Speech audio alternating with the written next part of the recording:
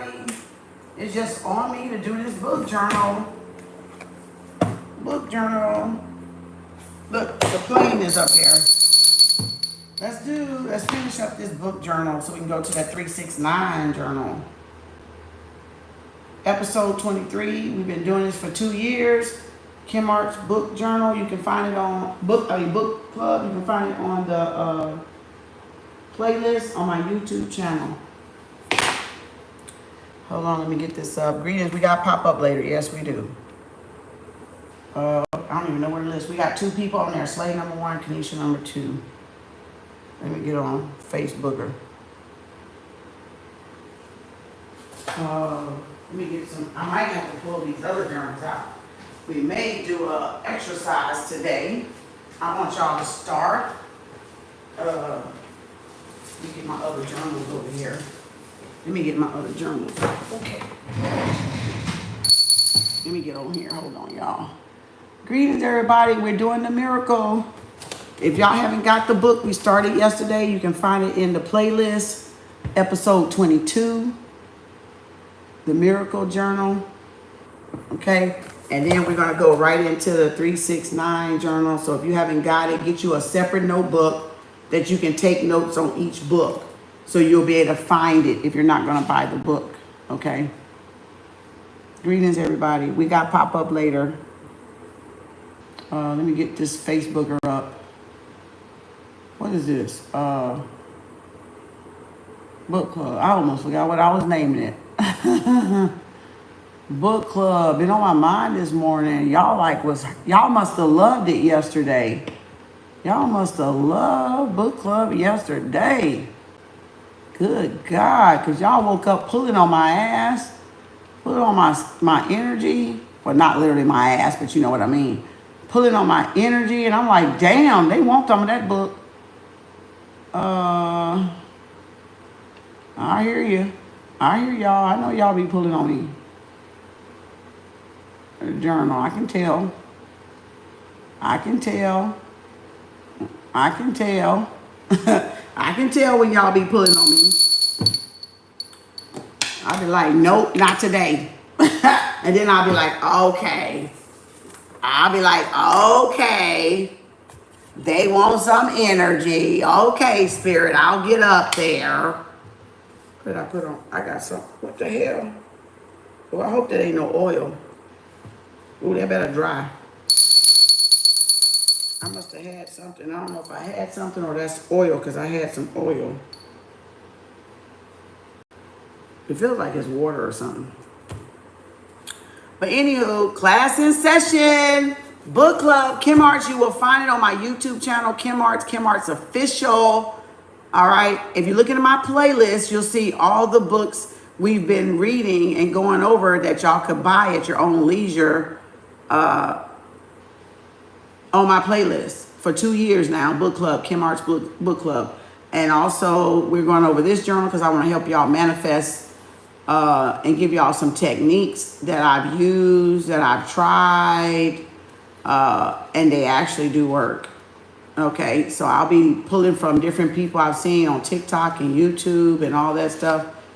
And I've tried it. And I've been, like I said, in the masterclass since 2020, but I've been manifesting since the teen, since like about, I think it was like maybe 15, 16, 17, or 18. I've been doing manifestations for a long time. Before I even got on TikTok. I didn't get on TikTok till 2020. So I was manifesting before TikTok. All right.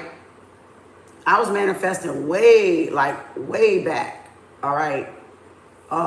So, and then I took the master course by Mr. C. Mavette, by one of my Facebook friends' recommendation. I took it, and I used to get up at 8 o'clock every morning. And when I could get on, because I had my babies then, my grandbabies were babies then. So if they wasn't there, if I wasn't there babysitting, I got on before my daughter dropped them off. So, but mostly I was there almost every day. And I do got the information I gave y'all yesterday. If you see episode 22, I go through the book. So make sure y'all follow along, because I'm gonna be, ain't no need of me inventing the wheel. I can just go by what I've learned and what I've absorbed and what I've Apply, because remember, knowledge is dead unless you apply it. Spiritual and practicality go hand in hand. It's like spirituality and religion. Well, the religion is the practicality. So what is the religion? Well, the religion is pretty much your devotion, your dedication. If you're getting up every day doing something, and in spirituality, we call it ritual, right? Or we call it a ceremony. So when we go to church, that's a ceremony. When we do something religiously, when we're not in church, that's a ritual, which becomes what? Religion. So a lot of y'all don't understand what religion really means, is that it's the discipline, the structure, the devotion, the dedication of doing something every day. It's 1222, angel number, without somebody telling you to do it. And that's where knowledge is alive. That's where it's living knowledge. But if you're not getting up doing what you're taught, then it's dead. Okay? I just want it. Yeah, faith without works is what? Dead. Exactly. Oh. And knowing and believing is two things. Because believing, you don't really have to do. You just kind of like, oh, I believe it's going to happen. But knowing is, oh, I tried it. Basically. Oh, I know this works for me. Nobody, I don't have to believe when I know. See, knowing is spirituality. Believing is religious. Faith without works is dead. So now y'all kind of get where that happens when you're dealing with manifestation. Excuse me. When you're dealing with manifestation, 1223 on the clock, angel number. So now you understand, my right side is tingling. So again, now you understand that, wow, that was deep. Because people don't explain stuff to y'all. And that's what I don't like. I don't like because people don't know, and a lot of people ain't connected to source to know. And that's where we come in as the guides, the starseeds, the indigos, the whatever, to make it plain. But if you just go into some seminar and somebody ain't showing you the work, it's not that you're trying to figure out the equation, but if I don't show you what I'm doing, you can misinterpret it. And that's the misguidance that the church has done. Because there was no show and tell, like we've been taught since kindergarten. Show your work. Oh, my hair is tingling on both sides. Show your work. We went through 12 years of school basic to say show your fucking work. And nobody hardly on these damn apps show their work. They leave it up to y'all to misunderstand what they're talking about. See, that's why I'm so different at KAU, Kem Arts University. Listen, watch, observe. Because when I got to show you something, the board is coming out. Because Spirit is saying, pull the board out. Somebody needs to physically see this so they don't misinterpret what I'm saying.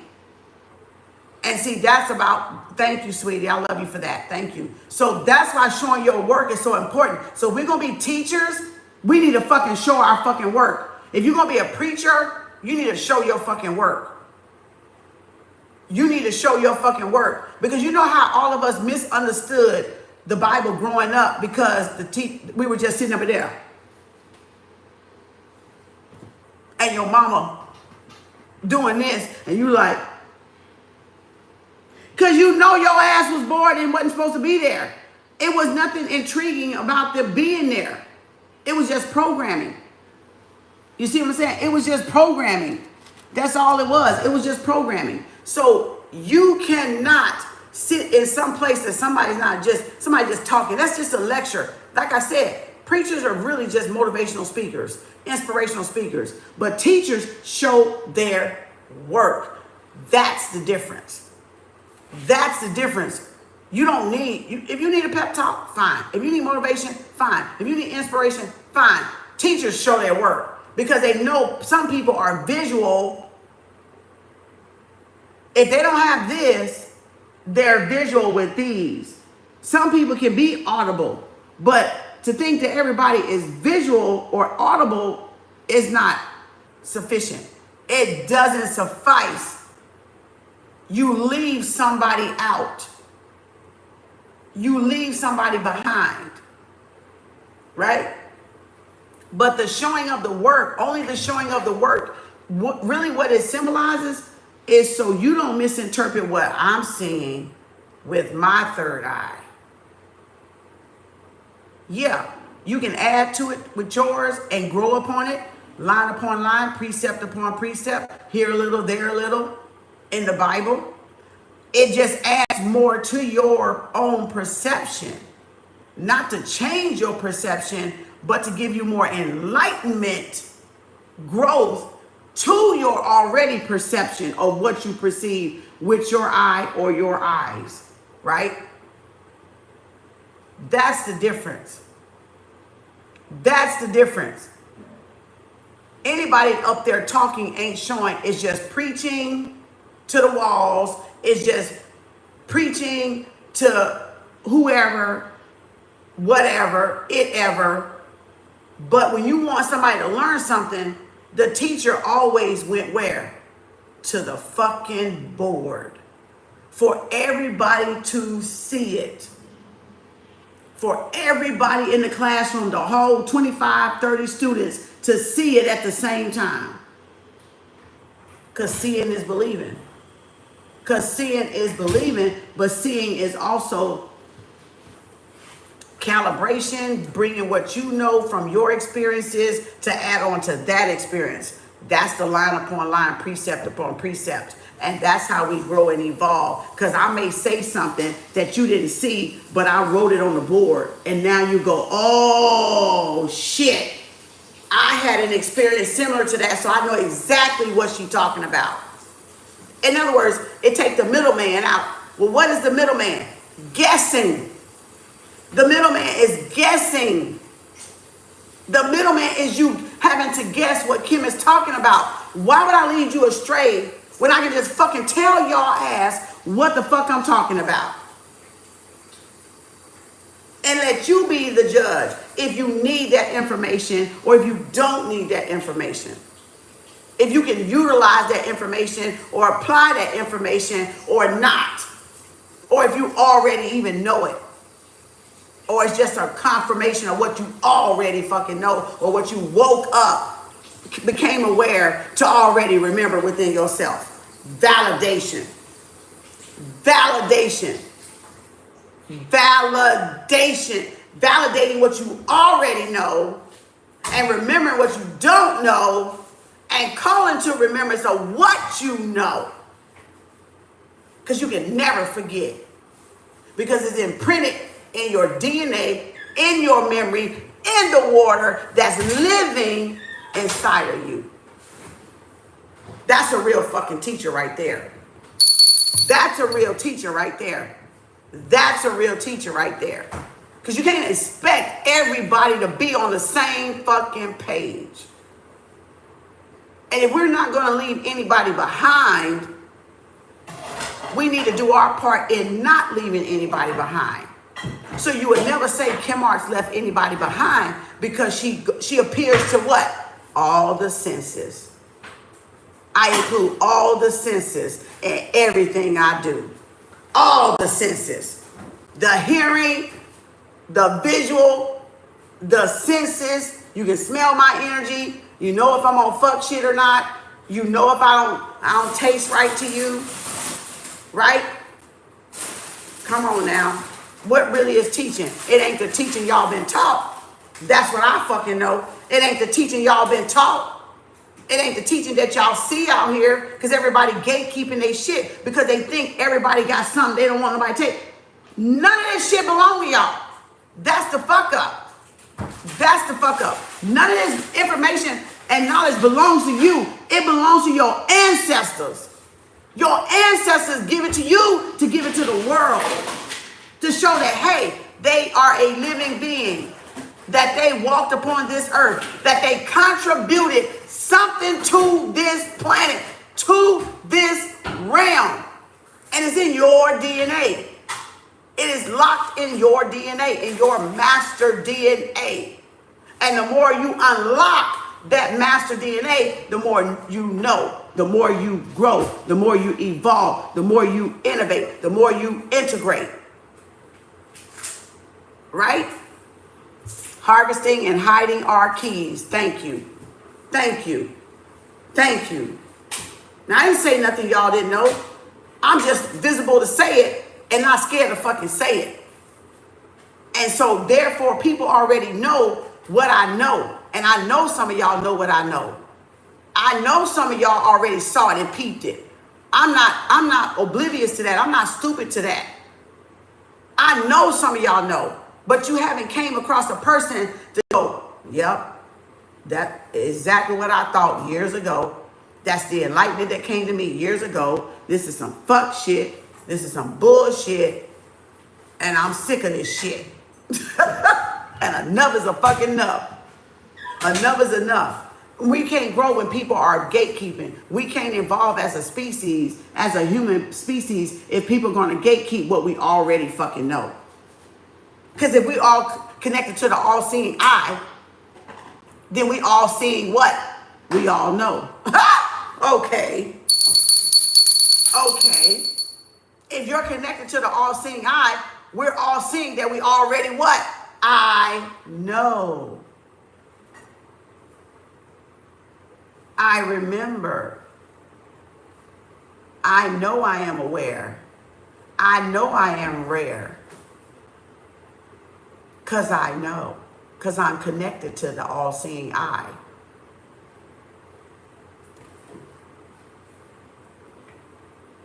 So we going to get on this money. We're going to get on these millions. We're going to get on these dollars because we are the dollars. We are the dollars. Are we not the dollars? Are we not the dollars? Are we not the dollars? Y'all go to work every day on the plantation to give y'all dollars away and get nothing back for it. That's what you call spent.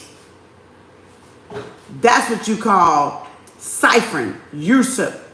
That's what you call misguided, right? Liabilities. No return on investment. Knowledge is power. Knowledge is power. If y'all ready to manifest your life, your financial stability, increase your income, I'm here to help. I'm here to help. I have done it. I have done it. I have accomplished it. Did I not, JD? Say it louder. Yep. Thank you. None of your damn business.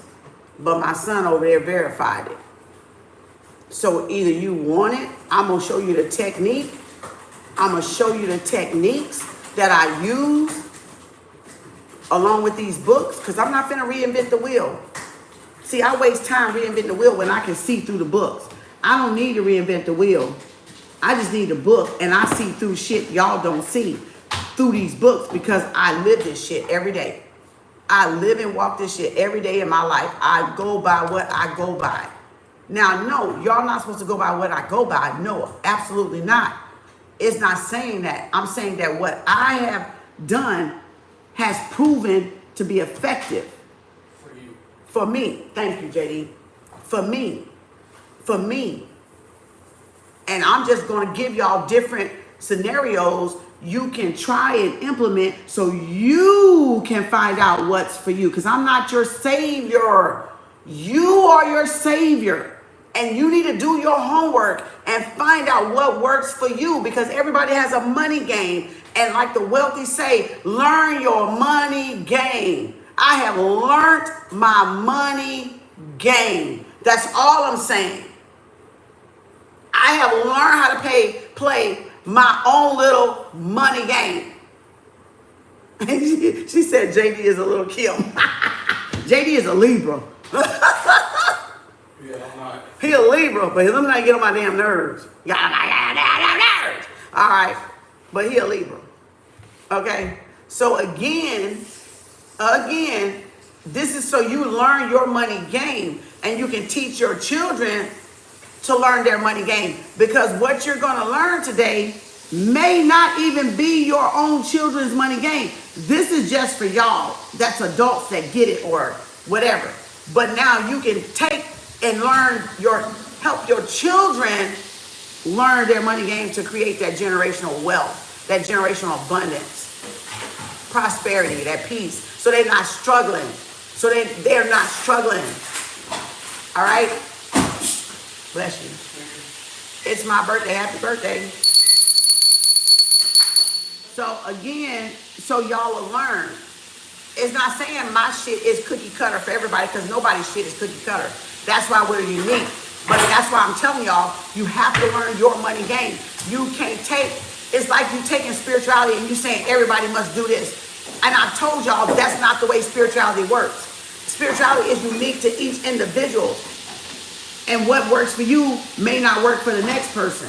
But you have to do the homework and trial and error to find what works for you in spirituality and what works for you in manifestation. And once you're locked in, whoa! Once you're locked in, sky is limitless. Sky is limitless once you're locked in to what your money game is. To what your own individual money game is. You are fucking locked in. You can call money to you any fucking time. Anytime. I said any time.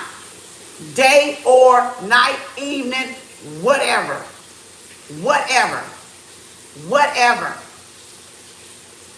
Whatever. I'm telling you. I'm telling you.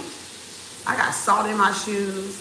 I got cinnamon in my shoes. Cinnamon and salt on the left shoe, salt on the right shoe, so I can walk around and remove any negativity, because you know, rubber keeps us from connecting to Mother Earth. The rubber under the shoes or the high heels that women wear. So I told y'all this just yesterday. Salt and cinnamon. Matter of fact, I think I told y'all a couple of days, salt and cinnamon. Salt and cinnamon. And you walk around with like a garden, like a Zen garden, because soon you put it in your shoe and step your foot in it, you can literally feel any negative energy go shh, like a barometer, like a gas hand, shh, right back to zero. So today I got my shoes on, and I said, okay, I'm gonna put some salt and cinnamon in my shoe.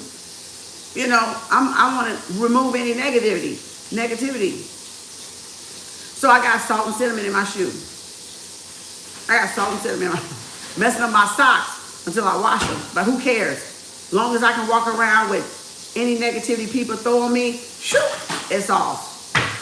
It's off. You can use that when you don't have time to ground. You can put your feet, like I said, in dirt, in a pot of dirt. Just leave it like a basin, like a hospital basin. Put some soil in it. And when you want to ground yourself, put your hands in it, put your feet in it. And nobody told me that. I figured that shit out myself over 5 years ago, or around 5 years ago. That, this is like taking your hands and putting it in coffee ground. Taking your hands and putting it in coffee ground. What does coffee ground do? It grounds you, but it removes negativity. And it brings in abundance at the same time. It brings in abundance at the same time. Right? So y'all gotta learn to let that mind earthing, right? Because if it's storming out there, raining or ice, are you gonna go out there and put your feet on the ground? No. Have a pot of soil in your house, a bucket for everybody to put their hands and their feet in, to ground themselves, to cleanse their arms and hands. It's like washing ourselves with dirt. What is it going to do? The same thing you do when you take a bath, a salt bath, an Epsom salt bath. It's going to clean your aura. It's going to absorb any negativity or holes out of your body, out of your aura. Come on now. 2 and 2, 1 and 1 is 3. Damn it, it ain't 2, bitch. It's 1. 1, 2, 3. This the first eye. 1, 2, 3. Still don't get 3. I don't give a fuck what y'all say. See, they wanted y'all to count this out. They wanted y'all to count the first eye, y'all call third eye or brow chakra. They wanted y'all to count this out. 1 plus 1 is 2. Now, bitch, I see 3. 1, 2, 3. 1, 2, 3. 1, 2, 3, bitch. I got 3 fucking eyes, motherfucker. To see you and see what the fuck you doing. You know what I'm saying? He said, this is Islam, sis, in the Quran. Yeah, assalamu alaikum. You know, so you got to open up your inner eye or decalcify your inner eye so you can see certain things because of the illusion or the veil that they put over this matrix to cause all their little tricks and schemes and sorcery, hocus pocus and stuff. You got to be in tune to your intuition, your gut instinct, your intuition, your discernment, whatever you want to call it.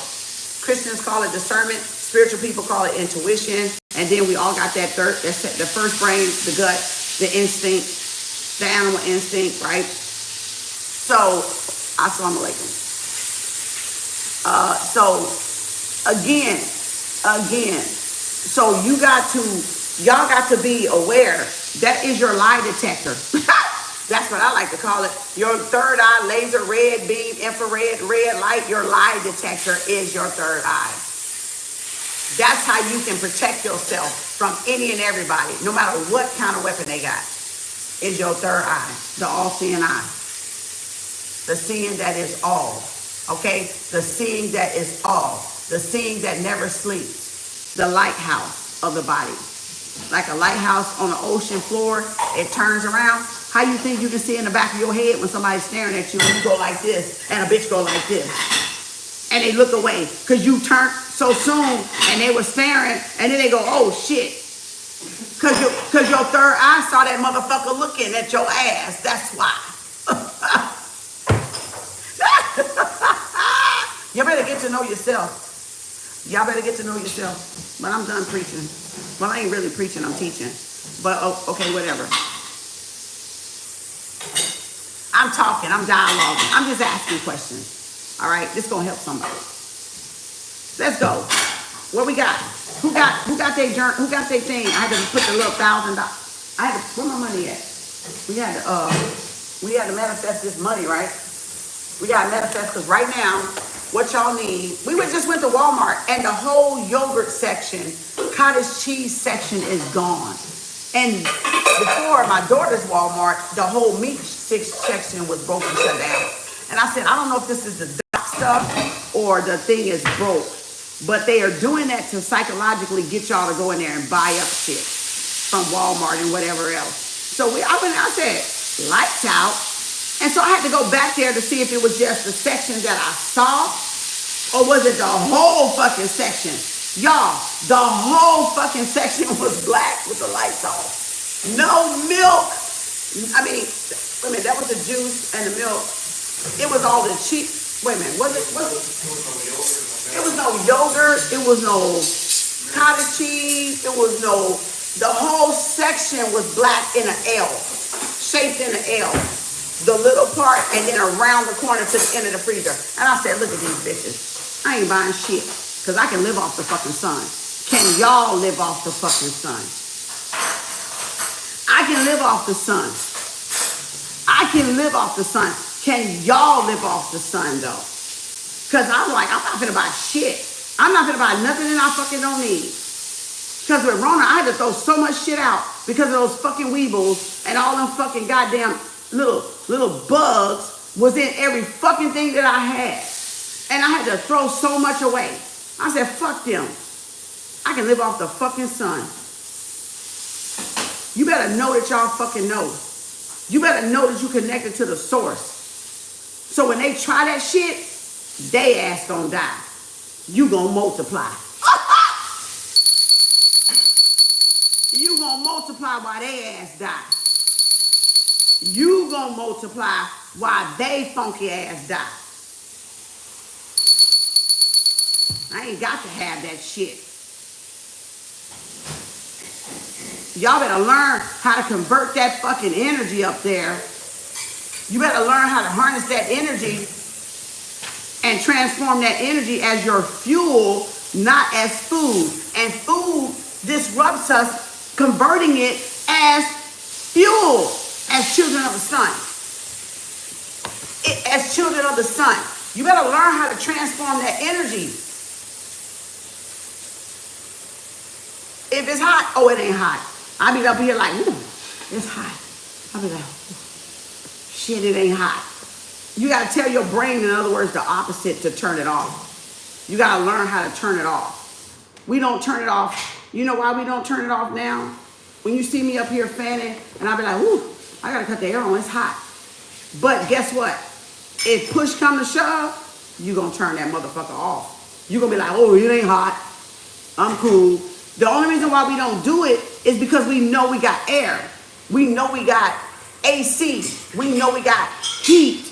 But you have to do this mental thing and turn it off. So you got to learn how to turn hunger off, which it ain't hunger, it's just digestion, elimination process, indigestion. The body is going through breaking down all that shit, which we get that hunger feeling from, which is not really hunger. It's just your body doing what it's supposed to fucking do. You see what I'm saying? The spirit of nature, me too. Hot flashes. Woo. Them solar flares. Like, oh, god damn, spirit. Y'all, I be up in here. You know. But I'm saying we gotta learn how to transform that shit, y'all. It says the book Air Conditioning Nightmare.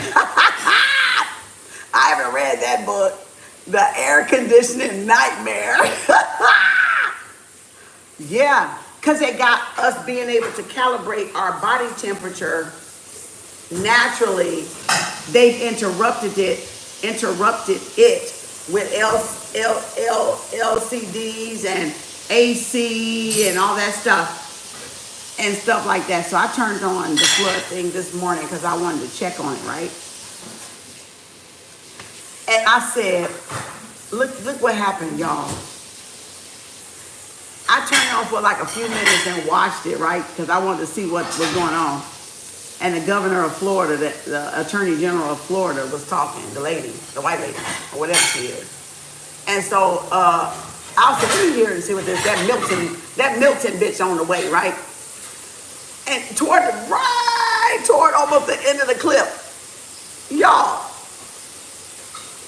you know them pad, this ain't funny, but it's funny.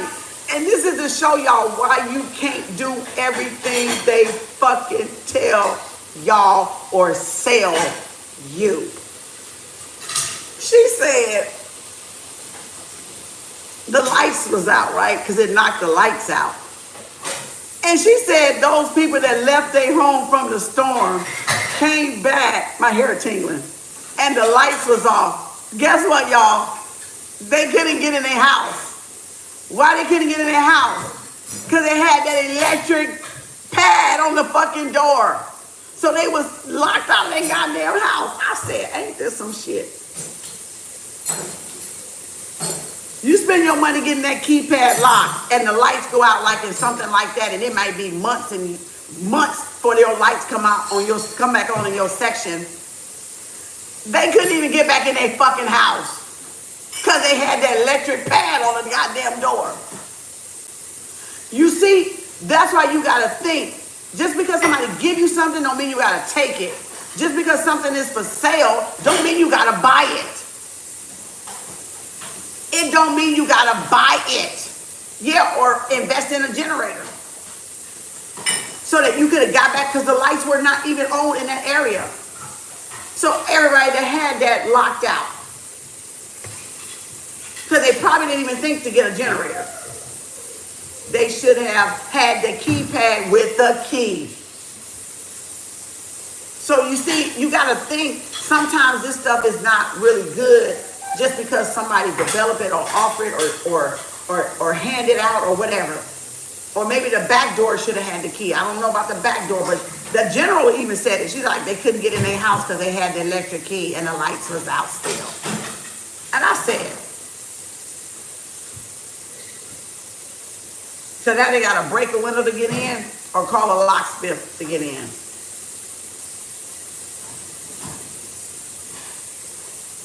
You seen the eye of the tornado and all, and I still do not run. I always face my fears. Yeah, we be looking at it when it be storming over here. We go out and look at it. We be like, oh yeah, it's coming. Don't we, JD? We be like, oh yeah, it's coming. Oh yeah, it's coming. Because the tornado represents Oya, which is Chango, which is Saint Michael's, the thunder and lightning, the god of thunder and lightning. Well, Oya is the wife. So that's the tornado that you see is feminine. Because that's when we come in like a twister. We destroy every fucking thing. If it ain't right and it ain't balanced, what we gonna do? Fuck it up and then make you build it over? We gonna fuck it up and make you build it over. We gonna destroy that shit. That's Kalima, Kali Yuga, Kalima, right? So it's what's the other one? Mommy water, right? Oshun, right? Purification, right? Destroying what's faulty, what's not set, what's not stable, right? So again, and now the reconstruction. Now whether they did it with CERN, whether they did it with their heart, or they blue beam shit, okay, fuck it, it's done. So all you can do is rebuild, whether they caused it or Gaia caused it. You don't know. You don't fucking know. This could be people's punishment for the fuck shit they've been on. We don't fucking know. So all you can do is just rebuild and reassess and reevaluate and recalculate and get your ass reset right. That's all you can do.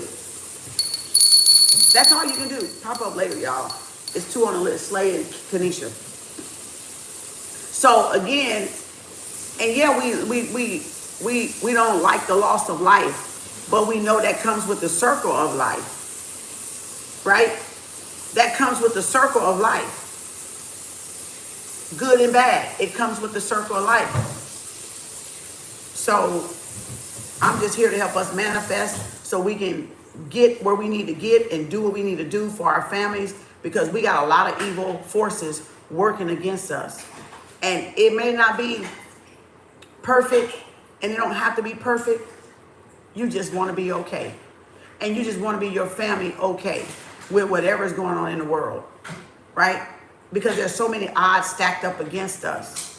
And that's why Hunger Games always said, well, may the odds forever be in your favor.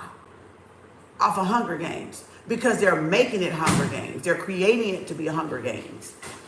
Feast or famine. Eat or be eaten.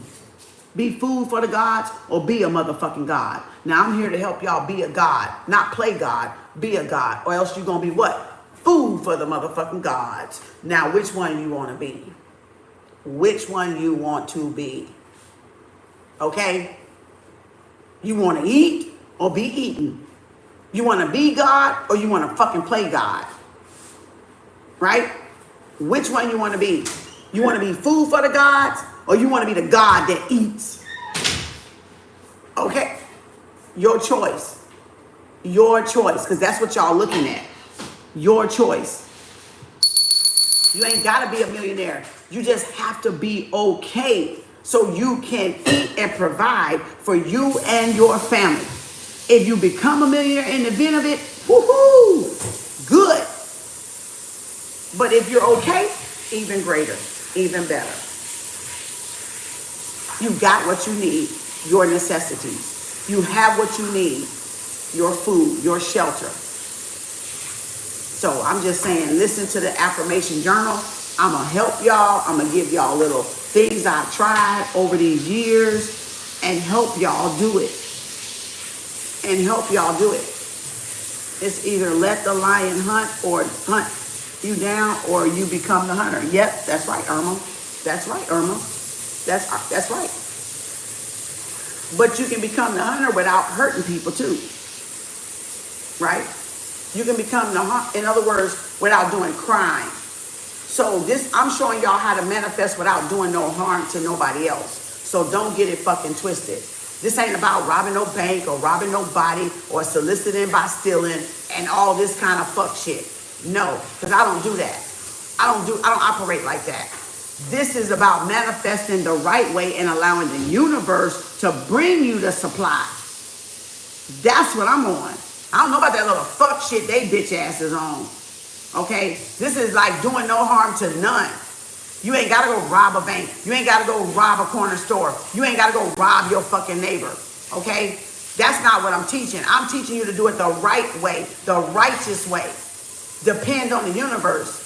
Ask the universe and allow the universe to bring it to you in divine timing. And it's always going to be on time.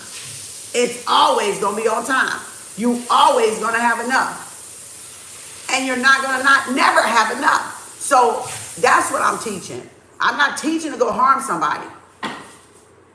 Because I don't go out there doing it. I don't go out there harming somebody by gunpoint.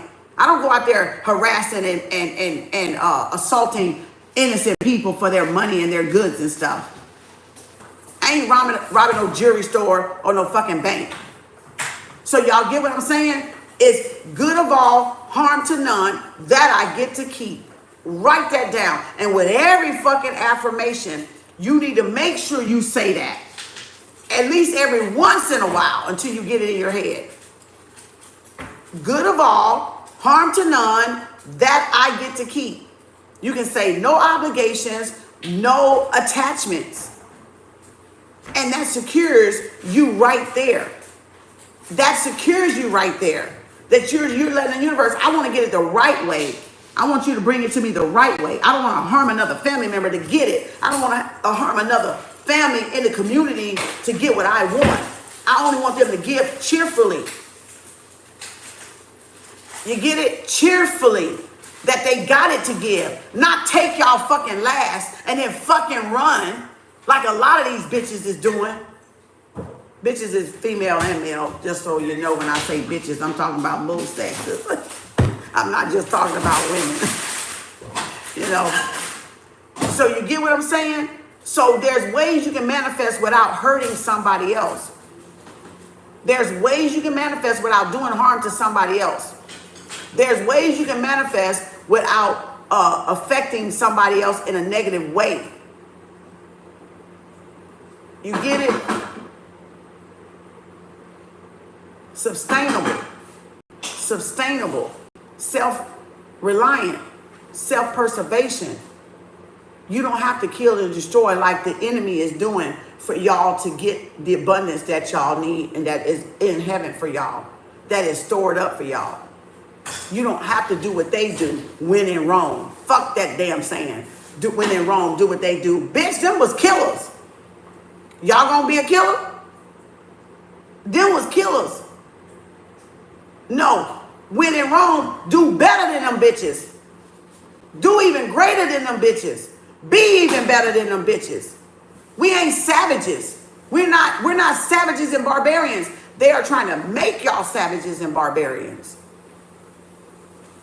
And that's how they get in y'all soul in order for y'all to come back through this bitch again. That's how they get in y'all soul. Because now you up there, oh, I'll just send me back. I'll do better the next time. I give me one more chance to go back in that density. Your whole objective here is not to even motherfucking come back, really. I know they're coming. Your whole objective is not to come back. It's not to even come back. Because they trap your soul if you're coming back. They tricked you if you're coming back. Oh, y'all ain't ready for this bullshit today, is you? Oh! Y'all ain't ready for this type of bullshit, huh? See? They done fooled us into keep coming back, keep coming back, keep coming back, keep coming back. Oh, I can do better. Oh, I can do better. Oh, I'm going to try again. I want to try again. Now, some of us volunteer to help the enlightenment. Other people come enlightenment. That's some people may do that. Some people may like, nah, I'm done. I don't like that human shit. I don't like that realm. I don't want to come back. I help him from up there. I help your ass from up there. I don't come back to this bitch. Hell no. Ain't nothing good gonna come out of this motherfucker. I done seen what it is. I done know what it is. Why the fuck would I come back through this bitch? For what? For what? Experience pleasure. Well, you're doing it now. Is it good to you? Is it good? That's all you can do? That's the best you can do? That's the best you got? Why would you want to come back here? Why? You're experiencing it now. What makes you want to come back to this hellhole? You can help your people better staying up there than you can down here, because your ass ain't helping down here no way. You're down like crabs in a fucking barrel.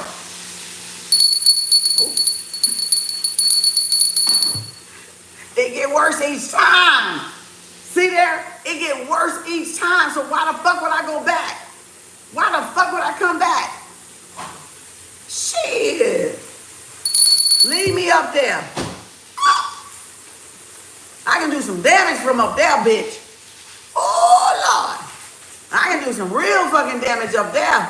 You think if I'm powerful down here, you know I'm powerful up there. You know it. Because, baby, oh, I'm going to tear up some shit. I'm going to wreck some shit up in that motherfucker. Can you catch spirit? Can you catch spirit? Or can spirit catch you? Spirit can catch you, but you can't catch spirit. I will tear some shit up. I will tear the fucking planet up if I get up there and don't come back. I will tear some shit up. You can't catch spirit. Spirit can catch you, though. That's why y'all say, oh, I caught the Holy Ghost. Oh, I caught the Spirit of the Lord on me. Because you can't catch spirit. It can't be created or destroyed. You can't. You said, I bet you would. Oh, I know you would. I will come hunt all y'all bitches down. I will cut her. Look here. I'm coming back at all y'all asses that fuck with me. Shit. Then leave me alone. Let me live as long as I can fucking live, bitch. Because when I get up in that motherfucker, it's going to be tear down, okay? It's going to be havoc on this motherfucker. Because I'm going to come get back all you motherfucking karmics. I'm coming to get you, bitch. Oh, yeah, you better leave me alone. Let me live as long as my motherfucking ass can live, okay? You want me to stay down here, bitch. But trust me. Trust me. You want me to stay down here. I'm nice down here, but shit up there, I'm going to be hell on wheels, okay? I'm going to be hell on wheels, bitch. I'm going to remember everybody. Payback going to really be a bitch. If I get up in that motherfucker, baby, go on, look here. I better go down here and tear this shit up. I'm just going to say, may I? And Spirit going to be, you may. Thank you, Spirit. I'll be right back. And then I'm going to go, here I am, Spirit.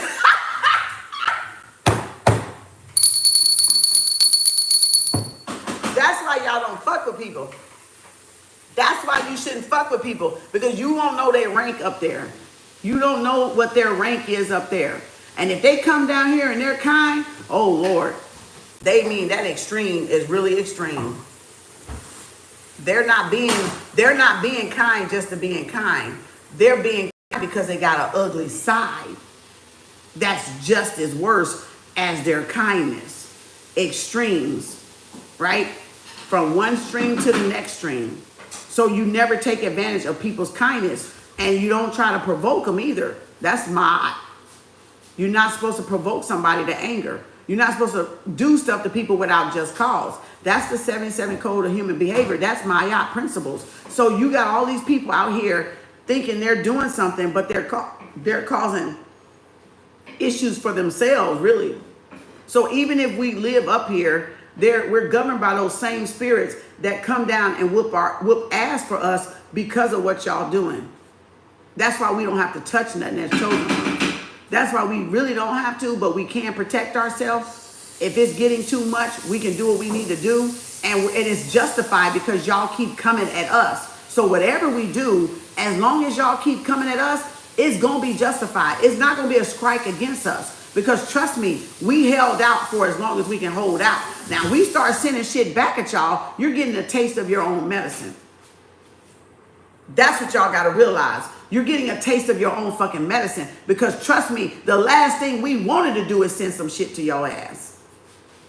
And we did everything to not send some shit to your ass. But when Spirit say, it's your call. Do what you want, Kim. Do what you want. I know you bared it. I know you stayed true to it. I know you've been taking a lot. It's your call. What you gonna do? You think I'm gonna be at fault? Nope. I'm not gonna be at fault. Because I took it before I dealt it. And if you start it, I'm gonna fucking finish it. And I'm still gonna be in the free and clear. Because I took it first. You see what I'm saying? I didn't initiate it first. But I'm gonna finish that motherfucker last though. I'm gonna finish that motherfucker last. And that's how you balance out light and dark. That's how you balance out light and dark. You don't let people, look, do no harm, take no shit is a real thing. Do no harm, take no shit. But if they're doing shit to you first, you have every right to protect yourself. You have every right. That does not lessen your power of believing or trusting and knowing in the Most High. That's not what that is. That's not, that doesn't mean that, oh, I don't trust God. No, no, no. That's not what it is. Spirit said don't be no fool though. Spirit said don't be no fool. Spirit said don't be no fool. Don't be ignorant. Don't be ignorant for nothing. Don't be ignorant for nothing. Don't be ignorant for nothing. They want to test y'all with the rain, give their ass a storm. Give them a storm first before they see some sunshine. Then they'll think about it the next time. Oh, no, I'm going to leave that bitch alone. She crazy. Yeah, bitch, I'm crazy. I'm a lunatic. I'm one you don't want to meet, okay, at any given day, okay? Let them think you crazy. In other words, let them think you a lunatic. Let them fuck around and find out. Because then they'll think twice. And then they'll tell the next motherfucker, I wouldn't mess with her if I was you. Look, plain. See what I'm saying? Confirmation. Because they'll leave your ass alone and finally go fuck with somebody else, which is bad. But they'll leave you alone at least and then go fuck with somebody else. And then it's up to the next person to not be bullied, to not be pressured, right? Because y'all know what y'all doing. Y'all know if y'all not doing nothing. Y'all know if y'all not harming nobody. You see what I'm saying? So, again, people can only take so much. And then people going to start fighting back and protecting themselves. And then y'all going to look stupid. And y'all going to be like, they doing spells. No, we just returned what you did. What you sent this way. We just sent it back. Return to sender. We just returned it back to the sender, the original sender that sent it in the first place. Because we knew we wasn't doing nothing. Sagittarius, optimistic, Taurus, the bull, of course we gonna test. Of course we going to tear some shit up. You know, you hate when people say calm down when they aggravate you in the first place. Oh my God, I had a boss that did that shit. She wanted to fire me so bad. They concocted up a lie. And then she was like, don't get testy with me. I looked at her like, you want me to get testy with you, but I'm not going to give you what you want. And the thing about it, it was a mistake of a RN that worked at night. And I worked that day and came in and ran into getting my ass chewed out for the nurse at night, the RN at night that let the patient fall. And then I got in trouble. And then she gonna come tell me don't get testy. I looked at her ass like, bitch, you ain't seen testy. You know, I just looked at her like, you don't get mad at me because she let the motherfucker fall at night. I was at home in my bed. So that's what they do. That's what they do, y'all. That's what they do. So they penalize me for somebody that did something at night. And I always take that as it's time for me to move around. So I never really, I had to learn to not, because I'm an empath. And before I knew it, before I knew, which I knew, I guess I didn't know the name. I knew what I was. We just didn't have names. So let me clarify that. So I would always get in trouble for people that worked either after me or before me. And I was like, why are they picking on me? I'm not the one doing nothing. That is a sign. It took a long time for me to realize it. That is a sign you're not supposed to be there. You don't belong there. And it took me a minute to realize, oh, this is spirit telling me it's time to go. And you're an empath. You're not supposed to be on lockdown like that in these corporations, because your work, your mission is bigger than that. And that's keeping you, locked down. That's keeping you closed off, right? From doing what you're supposed to do for the divine. And it took me so long to fucking learn that, y'all. And I was like, what the fuck is, why are people lying on me in these motherfucking places? I'm not fucking doing nothing. Like, I was like, what the fuck? Oh, I would be in there about to choke bitches, okay?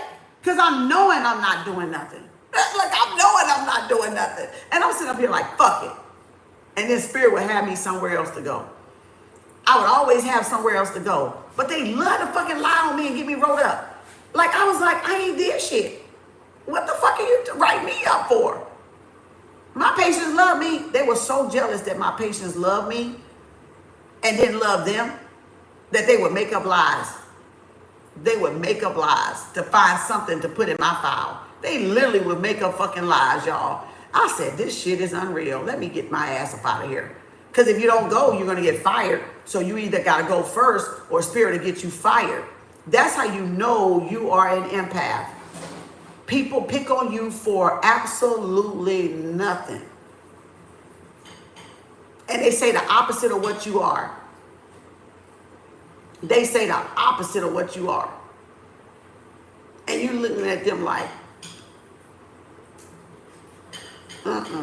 nope, ain't buying that shit here. And I would always reject it. Always spit it back. Nope, that's not what that is. That's not what that is. That's not what that is. True. You see, and y'all know that's the truth. And some of y'all probably done felt the same way. That really means you are an empath. You are a healer. That means you are a healer, and they see that shit in you, and they get mad when your patients or anybody compliment you, and they will never give you the credit. They would never tell me. I would never get an award. My patient would say, I called and said you're the best.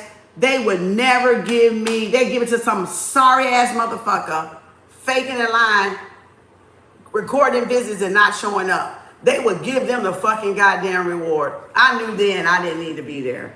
I knew then my greatness was beyond them. So again, you got to realize it's not your fault. It's letting you know really who you are. And you're on that journey. And pretty soon, you're going to be off of that energy, and you're going to have your own business where you can govern yourself. Because all about spirituality and is self-governing. You have to be able to govern yourself. Some people need these laws. They need these religions. Even though they don't follow them, they still need them. Because they do not know how to self-govern their self. They do not know how to not break laws or not harm people. So the laws that y'all are living under are not for me. Trust me. They're not for me. I self-govern myself from the day I was born.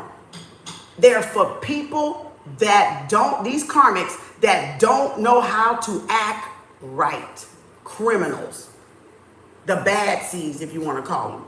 That's what the laws are for. But yet they send innocent people to jail and leave their ass outside roaming the fucking streets.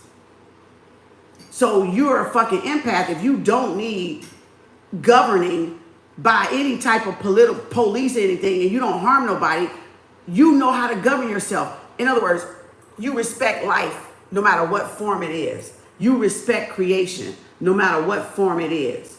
So you don't need somebody to tell you how to treat the neighbor right or respectful, or anybody at the store or anybody at the bank or anybody at the school. You know how Common courtesy. The golden rule. You know it. You don't need policing for it. You live by it. You live by it. It doesn't say you can't protect yourself against somebody that don't live by it. It just says you govern yourself by the golden rule. Do unto others as you would have them do unto you. Don't do nothing to others that you don't want done to yourself. People don't even think about themselves. They go commit all kind of crimes and wouldn't want that same crime on nobody in their family and not even on themselves. But yet they go out there and they do it anyway, knowing damn well they're fucking wrong for doing it. That's a person that need these fucking laws. But now if these laws would hold these bitches accountable, you wouldn't have half the crime y'all got in the U.S. It would be down to a minimum like in these other continents and countries. It wouldn't be that. It would be like Britain, no crime. They don't play that. Dubai, they don't play that. Europe, they ain't playing that. Costa Rica, they ain't playing that. Right?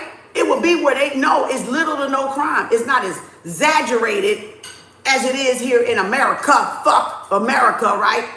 Because it's KKK America. Okay? So it wouldn't be going on like that if we would punish these people and not punish the innocent people, but punish the ones that's actually guilty for it. They're waiting for a hurting person around. Wait, hold on. They're waiting for a hurting person around her mind set up situation where they are in the middle of their own Bible study. Reads around herself to bye-bye, Barbara girl. Yep. To amendment. Yep. And since I was a baby, do unto others. Yeah. Yeah. Exactly. Feeling it now, my family member said something I totally wasn't even my personality. Well, the family members are going to be the first one to come at you. Then he said he knows me more than myself. I said, you are not my God. I heard that. Or creator. You may want to stop. Right. So again, I'm supposed to be on this book. Okay, let me get back on this damn book. Okay, y'all, I'm off of it. Hopefully that helps somebody out there. But that lets you know that you know you're something special, or you got something special to contribute to the world if you always getting picked on at any job that you go through. Like, it follows you. Like, let me tell y'all, it follows you. It follows you. Like, it's like, I don't know if it's your guides or your, I don't know what the fuck it is, but it follows you from job to job to job. And you think like, why the fuck, what is wrong with me? It makes you question like, what is going on? It literally follows you from job to job to job to job. That means you're not supposed to be working. I'm just saying. That means you don't belong in that type of thing. Whether you call it corporate America or what.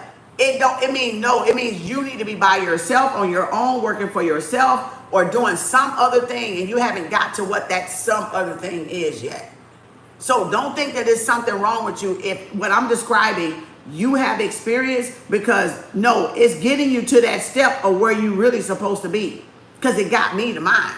You see what I'm saying? It got me straight to mine. So then I knew, I was like, oh no, there's something wrong with this. I was like, oh no, hell no, it's something else. I don't know what the fuck this is. But it scooted me along. For real, it scooted me right on out of that motherfucking door. Okay? It scooted my ass right out the fucking door when I figured that shit out. I was like, hell no, One thing you ain't gonna do is tell me what I'm not, when I know who the fuck I am. You know, you just gotta know yourself. You just gotta know yourself. Been there in your current job for 2 years, and my last day is your anniversary date of when I started. See, y'all, I'm telling you, spirit is, y'all, you think it sounds weird? People that's not empath don't understand. People that knows what I'm talking about, they understand that, yeah, something was moving me, making me go, and it it was like you walk into a setup. Like every time it was like a setup. And I walked right into it. I'm like,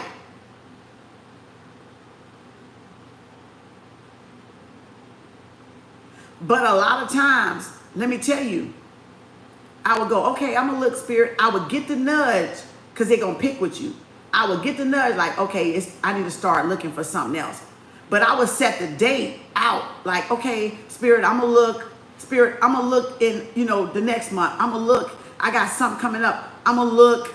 I'm gonna look, spirit. I'm gonna look, and I would stop looking, stop looking, and I'll be like, spirit, if something happened, to be like, okay, I'm gonna look, and all of a sudden, spirit picked that foot up, bow, and boot my ass out that motherfucker. I told your ass to go. So them the towers that you get that you don't cause, but if you don't move, spirit causes the tower, or spirit get them to cause the tower to where they aggravate the shit out of your ass and you got to fucking go because you done had enough. So it is enough. Enough is enough when you get a fucking enough and you say, okay, I'm done. I'm out of this bitch. Fuck you. You ain't waiting on no damn 2-week notification, please. Please. When they fire you, they give you fucking 2 weeks. Do they fucking pay you for 2 weeks? Fuck your 2 weeks. I'm out today, right now. That's when you had enough. You like, fuck them 2 weeks. They gonna make them 2 weeks hell for your ass. Why the fuck you gonna give them 2 weeks to make you have hell for 2 more fucking weeks?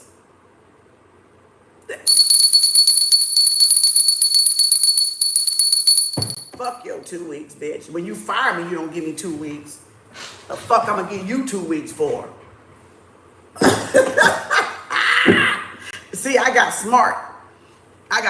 Then because I figured it out. I'm like, wait a minute, they want me to give them 2 weeks, but they can fire me on the spot at will.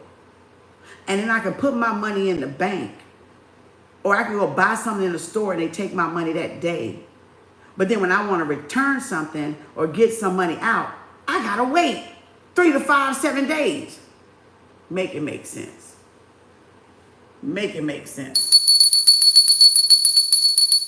This book is going to teach y'all how to create and earn and draw your money to you each day. Manifestations are going to teach you that. What you need to live off of each day. Now, if it's a lot, fine. I'm not, the amount don't matter. I'm not worried about, different people have different amounts. That's not what I'm talking about. But whatever you suffice, whatever you need to suffice as, oh, I need to live off of this a day, whether it's 200, 300, or 400, or 500, or 1,000 a day. I'm going to show you how to manifest that. But y'all going to have to do the work. If you're not willing to do the work, it's not going to work for you. So it is going to take what I said at first. Discipline. Repetition is the mother of what? Memory and mastery. So it's going to take repeating it, just like religion, just like a ritual, just like a ceremony of what? Doing it every day. It's going to take your devotion, your dedication to it. And if y'all are willing to dedicate yourself to it, it's going to work. It is going to work. No doubt about it. No doubt about it. Because that's the way law of attraction works. If you're going to devote to it, it's going to work. It's going to work. Now, who's ready? Let me see some hands. Who's ready?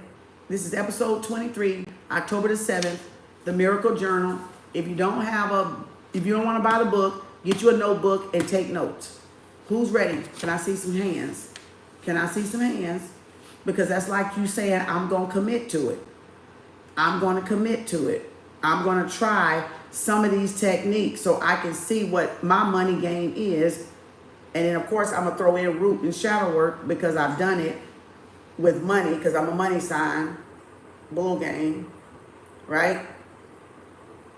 So, and I had to break that cycle and I had to break that curse or habit, that generational curse or habit, that was over our family, and my children are doing it, and we do it together. We help each other out because we hold each other responsible. Even though we get fucking mad at each other, sometimes we do hold each other responsible.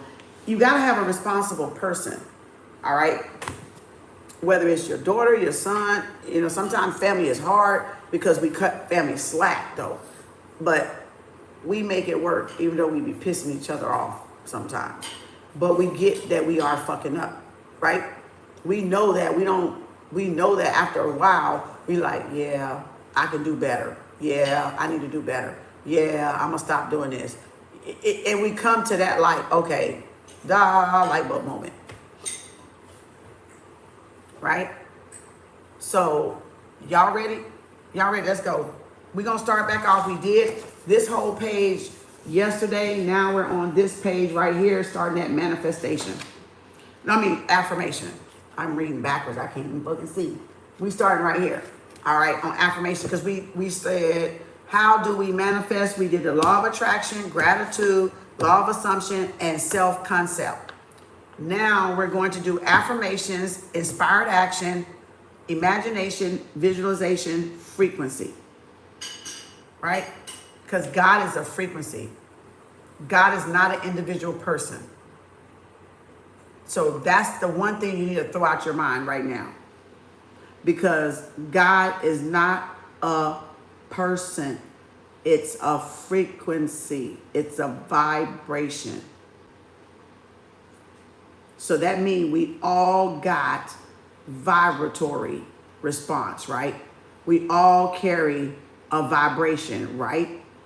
Whether it's low, whether it's medium, whether it's high, right? So then that would mean,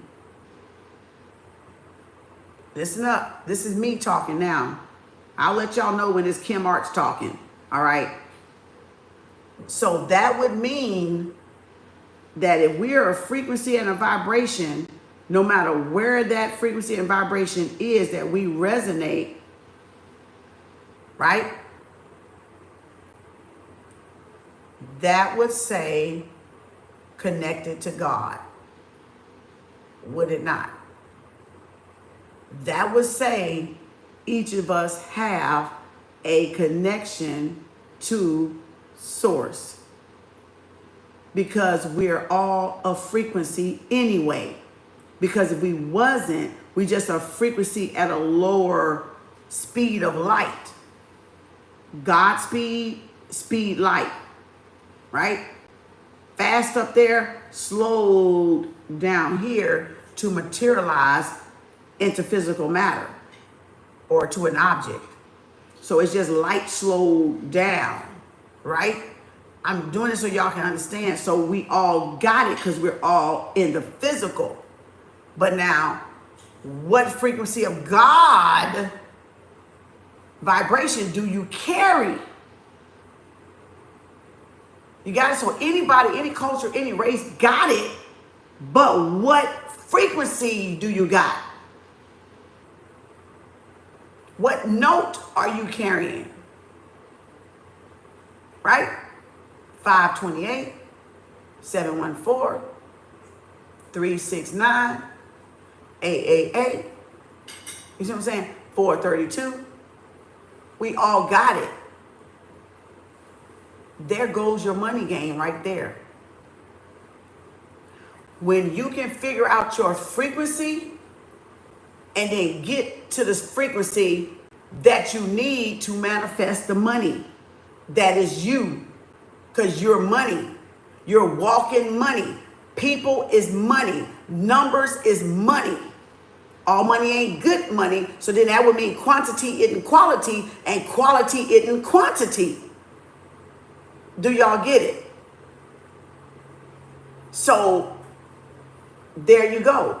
Because remember, money is neutral. Like I said yesterday, if you caught the episode 22 yesterday, money is neutral. It doesn't do anything until a good person have it or a bad person have it.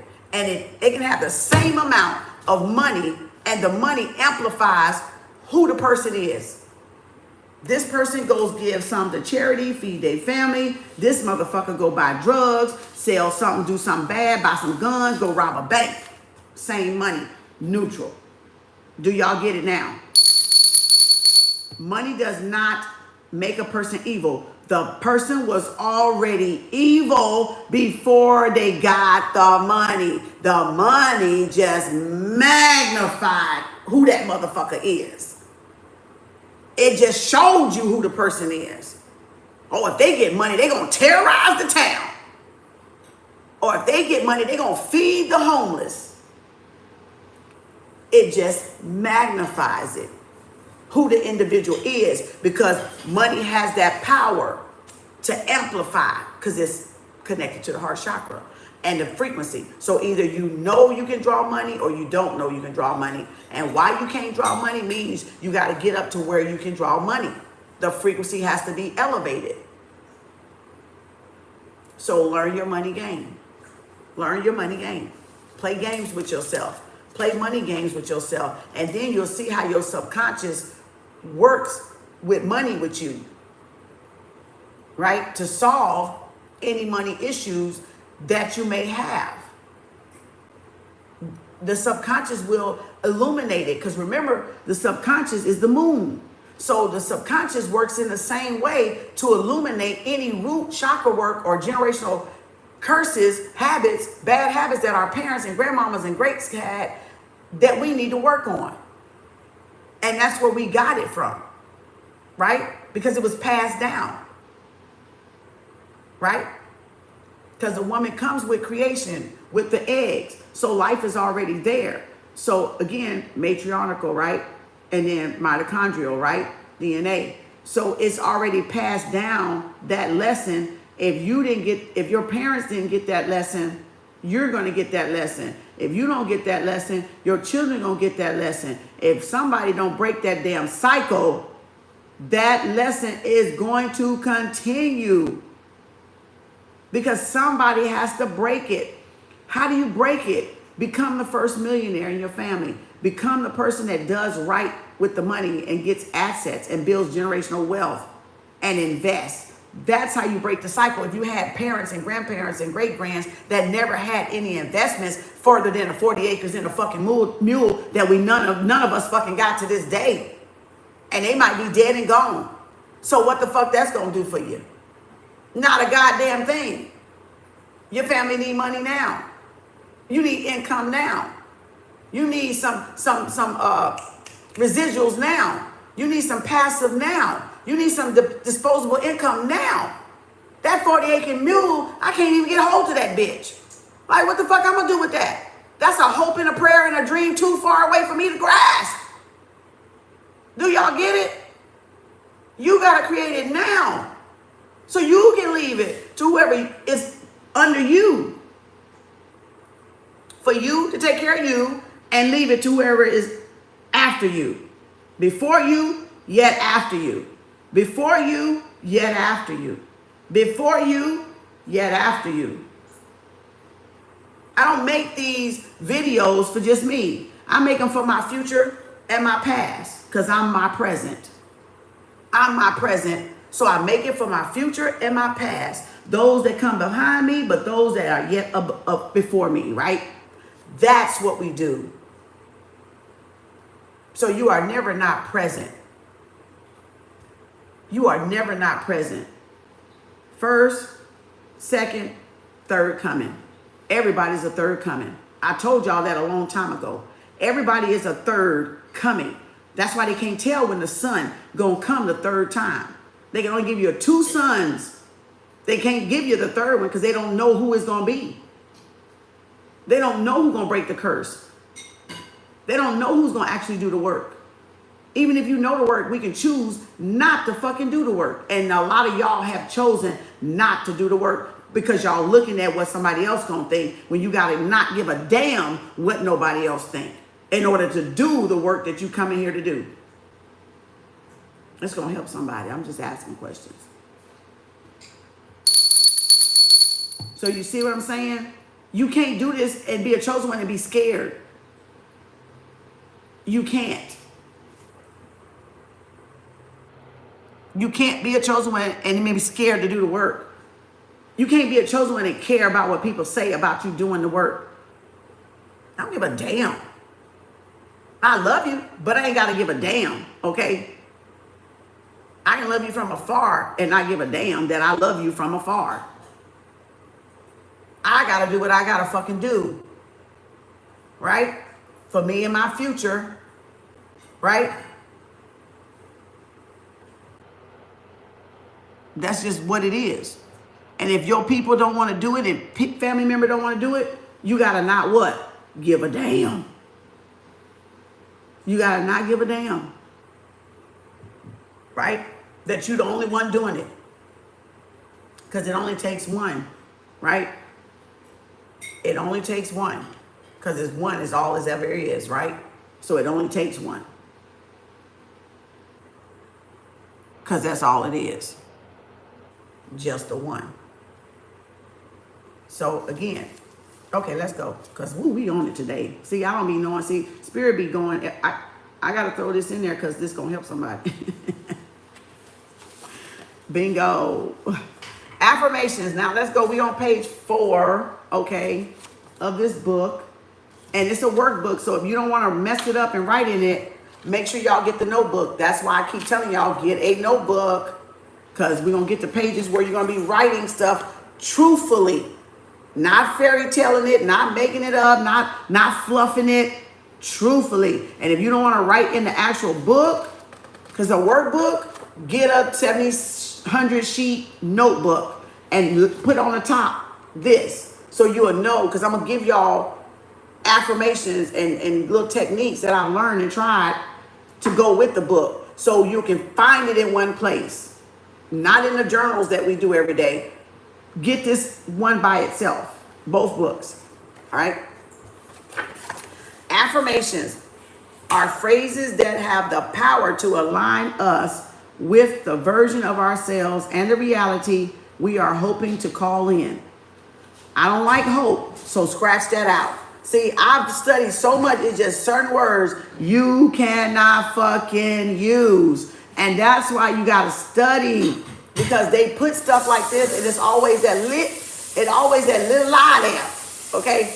And if you're not aware, you're going to be saying curses. So hope you got to take out of it. Because if you're hoping, you don't believe or know that the universe, I don't even like to use believe. I use know. I know because I'm spiritual. Belief is for religious, okay? I don't have to believe when I know, okay? So that's the way I see that. But hoping, getting back to the word hope, means, and I know it says the evidence of not all that stuff in the Bible. I get it. Not that. I'm not talking about that, but I get it. That's still not it. I still don't like it. Why I don't like it is because if I say, well, I hope the universe delivers, then I doubt it the universe will deliver it. That's why Kem Arts don't like the word hope. Because if I say, oh, I hope, I can't wait, I wish, I hope. You don't use wish and hope with affirmations. Because it's like you're not fully trusting the universe to deliver. Now y'all get it. So certain words, you got to fucking take out. Even though they write them, you got to, now I ain't saying that. I threw that word out. That's trash. See? It allows a space, a little inch for hope, for doubt to creep in. That's why. It does. It allows a little, well, I kind of doubted it was going to do it. I said hope. You got to totally trust the universe. You can't half-ass trust the universe. You got to know that you know. Confirmation. Got to know that you know. All right? But I'm reading it, but that's why I got to correct stuff that I read, because so y'all will know why I don't use it. But you can choose to if it works for you, that's fine. So in a reality that we know to call in, you see what I'm saying? For a reality that we hope to call in, because what it's saying is fix your mind so you can almost receive everything that you want. Almost. Hope. Why can't I have everything that I desire and deserve? What will be stopping me? And if it's a little space that I'm not supposed to receive it or I don't get it, all it means is I'm just not supposed to have it. That it really wasn't meant for me in the first place. And it wasn't for my best and highest good. So I still don't need to use hope. You see what I'm saying? I still don't, because I know if it's not coming to me easily, it's not meant for me. So it ain't no hope. It's kind of like we say, if the Lord wills, if Allah wills, if the Creator wills. Because what? Because it has to be aligned with the Creator in order for you to receive it in the first place. So that's why we say, if the Creator wills, if Allah wills, if the Most High say the same. Because if it's not meant to be, it's not meant to be. That ain't got shit to do with hope. It just means it wasn't in your best interest. So there ain't no fucking hope got nothing to do with that. That's the way I'm seeing it. Y'all might see it different, and that's still okay. So, by repeating affirmations, remember I said dedication, alignment, devotion, repetition is the mother of all.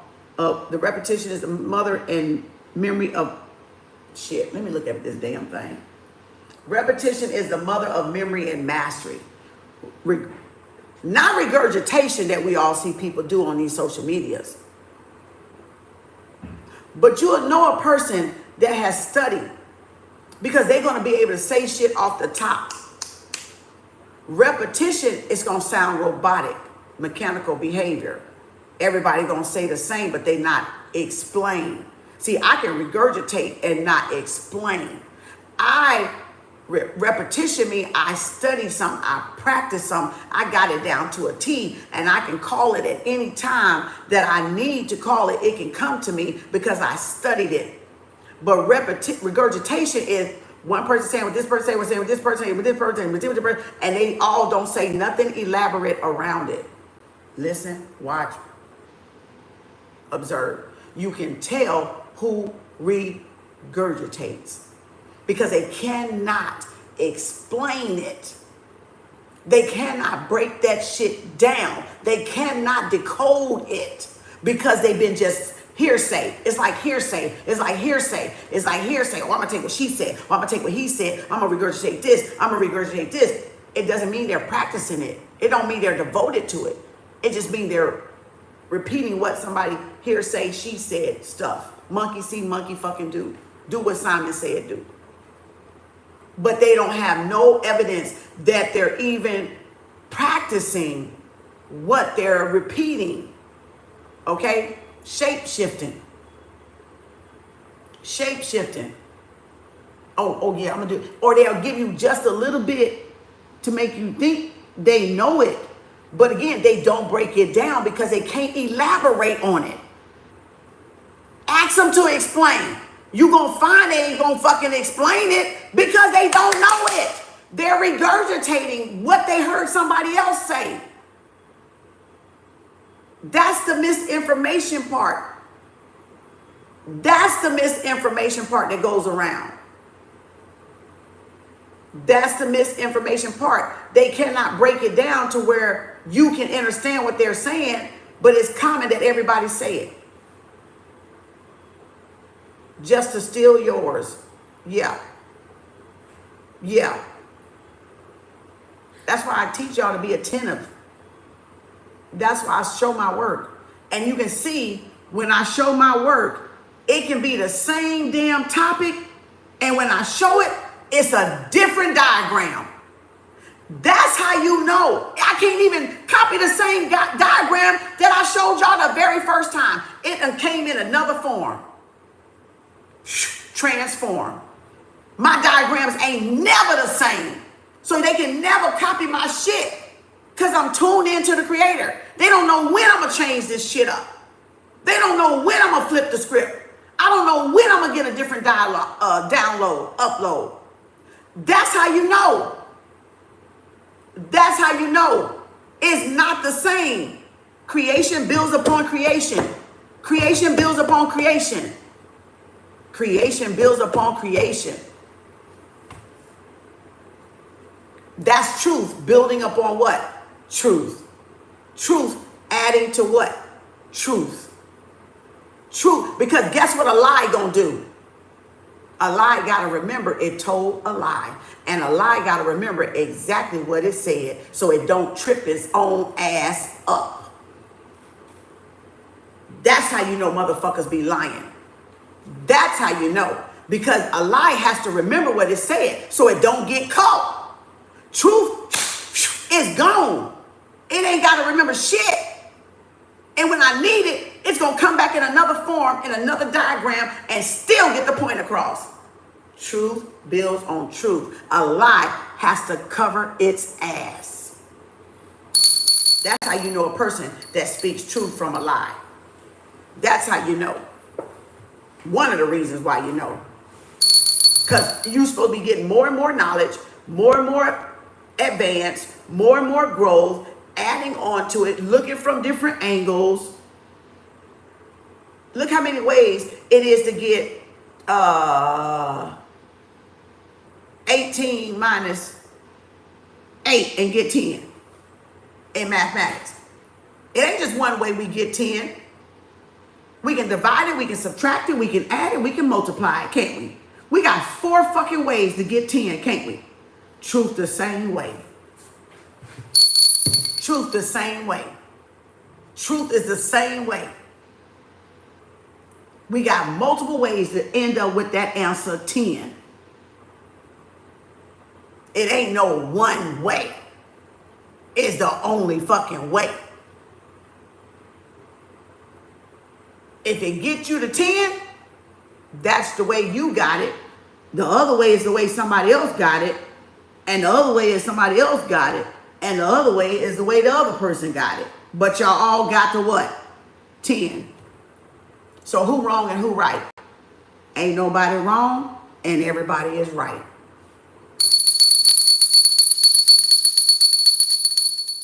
Because y'all got to what the equation said get to. 10. How do you get to 10? All paths lead home. There you go. All religion should lead you home. All spirituality should lead you home. They should work together to lead you home. So that means you got to practice it. It's not faith without works is dead. It's discipline without works. You lost. It's like dedication and discipline and structure without practice is void. You ain't gonna get nowhere. You're gonna still be at 0 and not get to 10 or not get to 9 or not get to 7. All right? Oh, that's something new. That was me talking right there, y'all. And you'll know when I start talking because I ain't even looking at the damn book. All right? I'm reading from the book. Anything else is me, okay? Just so y'all know, okay? That's my shit. That's my intellectual emotional property. LOL. All rights reserved, okay? Imagination and visualization. We see things in our minds before we see them in our reality. And that's what creating from space is about. That's how the pyramids was built, from space. So when they say they were built by alien technology, they really was talking about they were built from our minds. They were built from space, right? Because it just told you how they fucking built the pyramid system. Giza Plateau, right? They just told you how these pyramids, they saw it in their mind. Don't you see I want a car and then you go get a motherfucking car? Because you what? You saw it in your mind. And then it manifests in your reality. Then you say you want a house and you got a house. You saw it in your mind first. Then it manifested. That's what visualization and imagination is when it works together. Father thought, yep, no coincidence, exactly. So the very powerful tool of imagining and visualization refers to the power of seeing an intention in our mind and feeling it to be true, real in order to align us with the energy of already having it. Again, Goddard, Noble, feeling is the secret. Speak what you seek until you see what you said. I want a bell, Spirit. I gotta get me a bell. Thank you for my bell. I see it a bell. I think I want it to be glass, right? I want it to be crystal. I want it to be glass. I want it to be brass. I'm looking for a white colored bell. I see it in my mind's eye. I want it to be this size. Da da da da da da. And I go out shopping, browsing, knick-knacking, or antique mall, and voila, that's the bell that I want, that I saw in my mind's eye. It manifests in the physical. So that's how we do it. Oh, I gotta buy a black dress. I want something that has off the shoulder, I want it to fit in a, sleek around my waist, and, I want it to be, a little bit above my ankles because I got these black shoes and already in the closet I'm aware. I want to find some black boots. And then we go out, we already know how we're gonna look, the makeup we're gonna put on with it, how we wanna do our hair. And then we go out browsing, or we go out just somewhere random, spandom. And then all of a sudden, voila, that's the dress. Oh, I gotta go get this dress. Oh, I like that on that mannequin. Oh, and we run in there to try it on, and it is or it isn't. And then now we're looking for the dress, and then eventually we find and manifest the dress.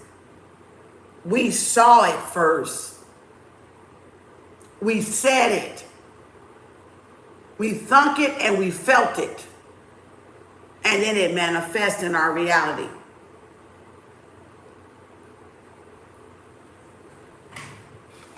And when we're right at the right frequency, it comes quick.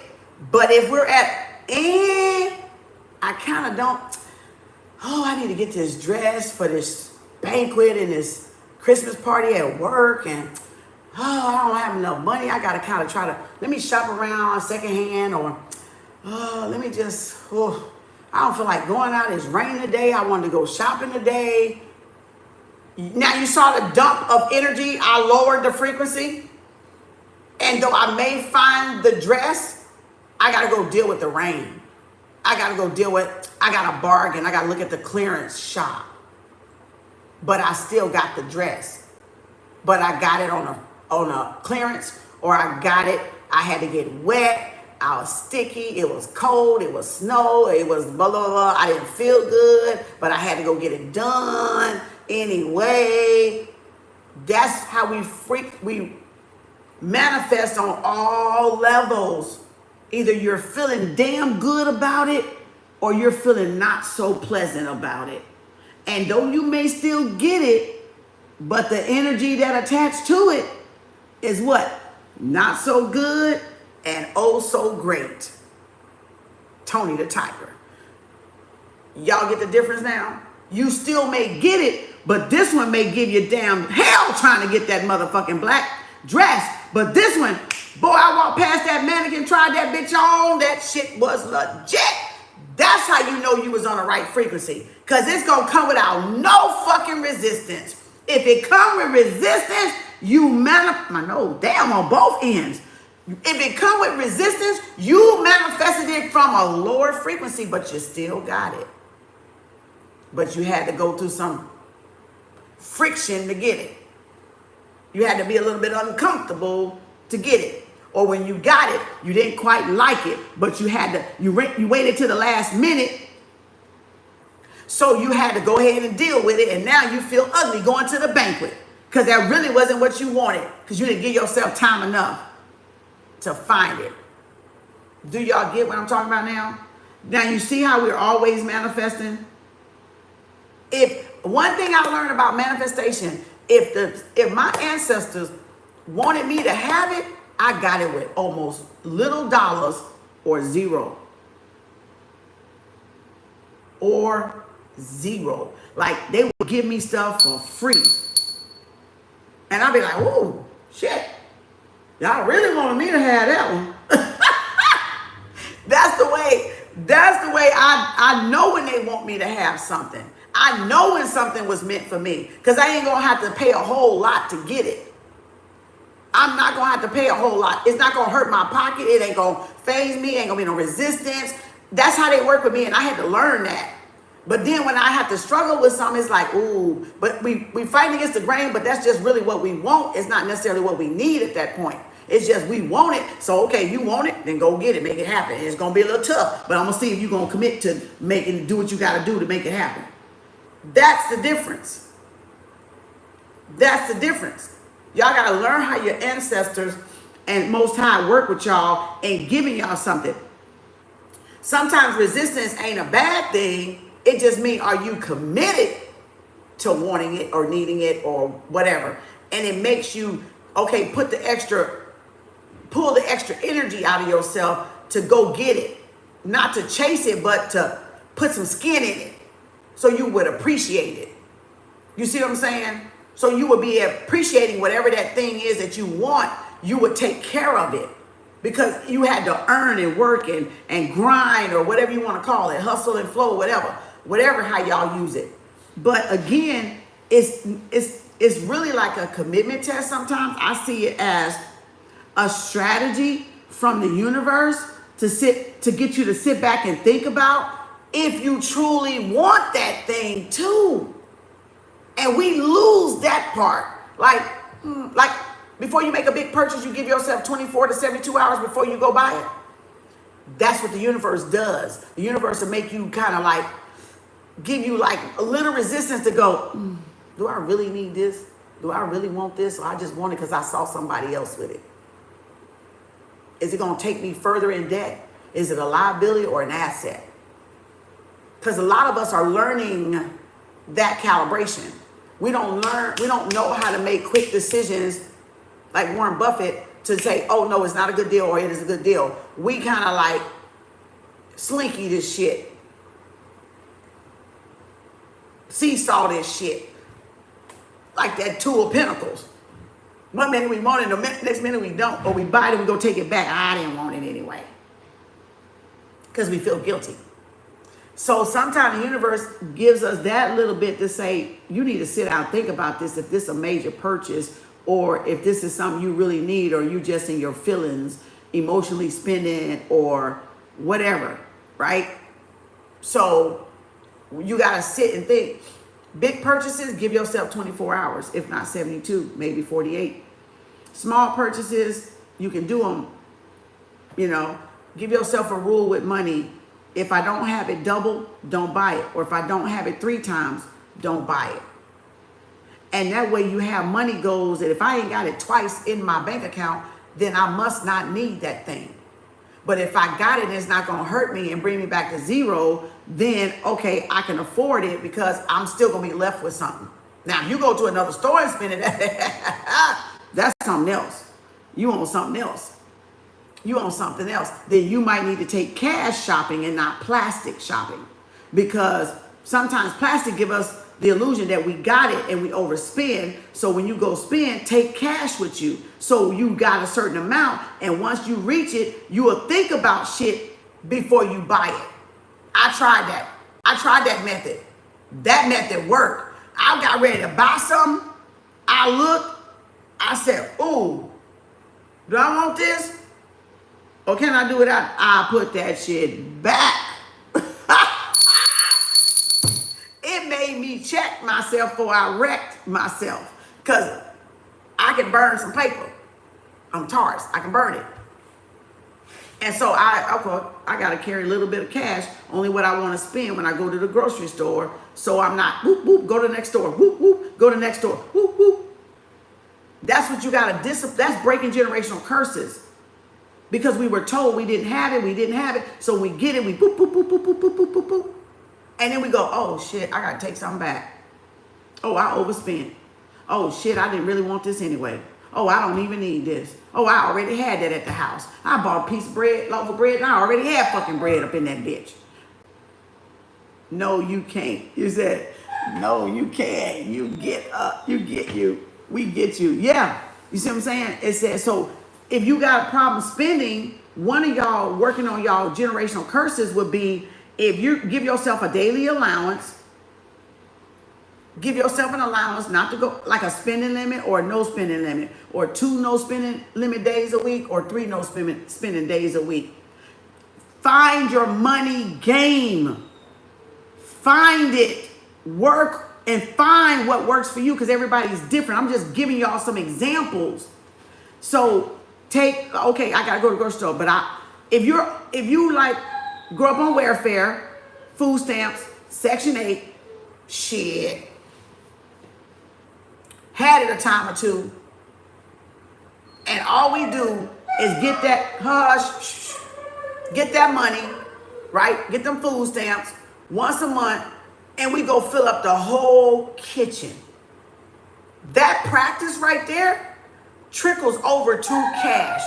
And so what we do is overspend. We go to the grocery store and we go buy stuff that we don't cook for 2 months, 1 whole month. We could have had that money in our pocket. So if you start working on generational curses, I'm only going to spend $75 a week, take $75 out. You will only get what you're going to eat that week. What's most important, not trying to fill the pantry up where you can't keep cash for emergencies or something else that may come up. These are little games that you can play with yourself to see what works for you, because I had to do it. I had to do it. We were growing up poor. Well, yeah, I'm not saying, yeah, we was. You know, we was good, but we were, no, we was poor. I fuck that. I ain't even finna lie. We didn't have a lot of shit. We had hand-me-down shit. We didn't have a lot of shit. Food stamps, all that good shit. I had to break that damn cycle. Thankfully, because I went to nursing school and I broke that damn cycle. So, because I could make a living and pay for myself, right? So we had to break that fucking cycle by getting some type of degree or some type of work to break that cycle. So I broke that cycle, Now, if I got out of a job and was laid off or the job closed down, I would go get food stamps every once in a while, but I knew I wasn't going to be crippled by it because I'm a nurse. So I would use it only if I needed to, or workman's comp only if I needed to, because I didn't want to be in the system no more because I had broke the cycle. So once you break the cycle, trust me, you want fucking nothing to do with that fucking cycle, because they take you through fucking hell. Want to know all your business. Want to know what kind of shit paper you use, what color your pee is. And they can look in the damn system and see how much you make. So if you go in there fucking lying, your ass done got caught. Because that lady behind that screen, she know your ass lying because it's connected to your social security number. So they know when you fucking lying and faking shit, right? So I'm just saying, once you deliver from that system, you deliver from that system. You don't want to be back on the plantation like that. You don't want government cheese. You really don't. You like, no, I got it. So I had to learn to put myself, on budgets later on when I figured it out. I was like, okay, I got to stop shopping like I was growing up on food stamps. Like you just go fill up the kitchen. That's a generational badass habit. Because we get stuff we don't even touch or open for 2, 3 months or 1 month, or it's bad and we got to throw it out. So if you start teaching yourself what I'm going to eat today or the next 2 or 3 days, something that lasts for the next 2 or 3 days, that's more realistic than just filling the cabinet and then everybody and then it's back empty in 5 days. And then you're not sitting and letting stuff just sit there and get bad and wasteful. I had to learn that shit, y'all. Kid you not. Because being on welfare growing up and seeing parents grocery shop and then get that basket full once a month like you're going Christmas shopping, that stayed in my fucking mind. And so even when I was married, I still shopped like that, even though I had the fucking money. I still had the behavior. That's what generational curse is. It's so subtle. It's so minimal that you think it ain't even, you're not paying attention, but you are. Oh, mommy, can I get this? Oh, mommy, can we get this? Oh, can I get some candy? Oh, can I get this? And you grow up doing the same thing with your money. It's a curse. Curse only means the bad habits we adopted from our parents. That's what breaking generational curse is. But you have to be willing to admit it. You have to be willing to see, oh shit. Oh my God, no. It'll keep us broke even when we got a job. We're treating our money like welfare assistance, like government assistance. I didn't grow up with a silver spoon in my mouth. So when I say I'm gonna be a self-made millionaire, God damn it, I'm finna be a self-made motherfucking millionaire, bitch. Cause I ain't fucking finna be broke and poor no more. I'll run everybody over, God damn it. I'll leave all y'all asses behind. I meant that shit. That's why I self-teach my stuff, stocks, things I need to know that I wasn't taught. Herbs. That's why I teach myself that. You right? Thank you, sweetie. You're supposed to teach yourself what your parents or your mother or your father didn't teach you. So you can teach the ones after you, the little bitty ones. So they don't make the same mistake. There's nothing wrong with food stamps and Section 8 and none of that. If you're not using it as a crutch, if you're using it to stay on it the rest of your life and you're 67 years old, no, no, no, no, no. If you need it when you get older, fine. But there should have been a gap in there where you're making your own money and not using it through your whole life. Because it's only to get you to a point where you're getting out of school, getting out of college, you living on your own, living in a dorm, or you laid off, or you're in between jobs or contract jobs, and you just need to make sure you eat. I get that, y'all. And the homeless, of course, I get that. I get that for them. But for us, too much we can do. It's too much we can do, and it's everything that we can do. So it's just too much for us to be physically able and be out there riding a fucking system. It's just too much. We're not trying to learn. We're not trying to discipline ourselves and respect money. And so money is never going to respect us if we don't respect money. So we got to learn relationships with respecting money. That's why that bitch don't give a damn. That's why money don't give a damn. That's why bull gang don't fucking give a damn. Because bull gang know you either gonna act right, I ain't coming to you, and if you act right, I'ma flood you. Bull gang for life. Now y'all get it. Now you get it. That's a true Taurus. That's a true money sign. Because guess what? Money don't care if y'all love it, hate it, disrespect it, or whatever. The universe don't either, because what the universe gonna do? Okay, bitch, bye. And walk the fuck out of the way. And leave your little sad ass over there broke, busted, and motherfucking disgusted. Else, if you take care of it, it's gonna what? Take care of you. You disrespect it, you gonna not have it. So you gotta learn your relationships with money. You gotta redo your relationship with money. I had to redo my relationship with money because of what I saw as a little girl. I had to fall in love with money, not worship money, but develop a positive relationship with money. So manifestations help you develop a positive relationship with whatever area you're lacking, whether it's soulmate, twin flame, or significant other, but it all correlates to this. Because if you don't respect this, how you gonna respect somebody else? Because everybody's walking money. Everybody's a number. People are numbers. Numbers is math. Quantity or quality. So if you're not gonna respect money, you're not gonna respect another being. And that's where you get robbery from. That's where you get scams from. That's where you get people stealing people's stuff. Because they don't have a positive relationship with money. They've been without it. So I'm gonna go take it. Instead, I'm gonna not earn it or tap into my creative gene and produce it, mass produce it for myself. Y'all get it? Everybody understand? Raise your hand. Do y'all get it?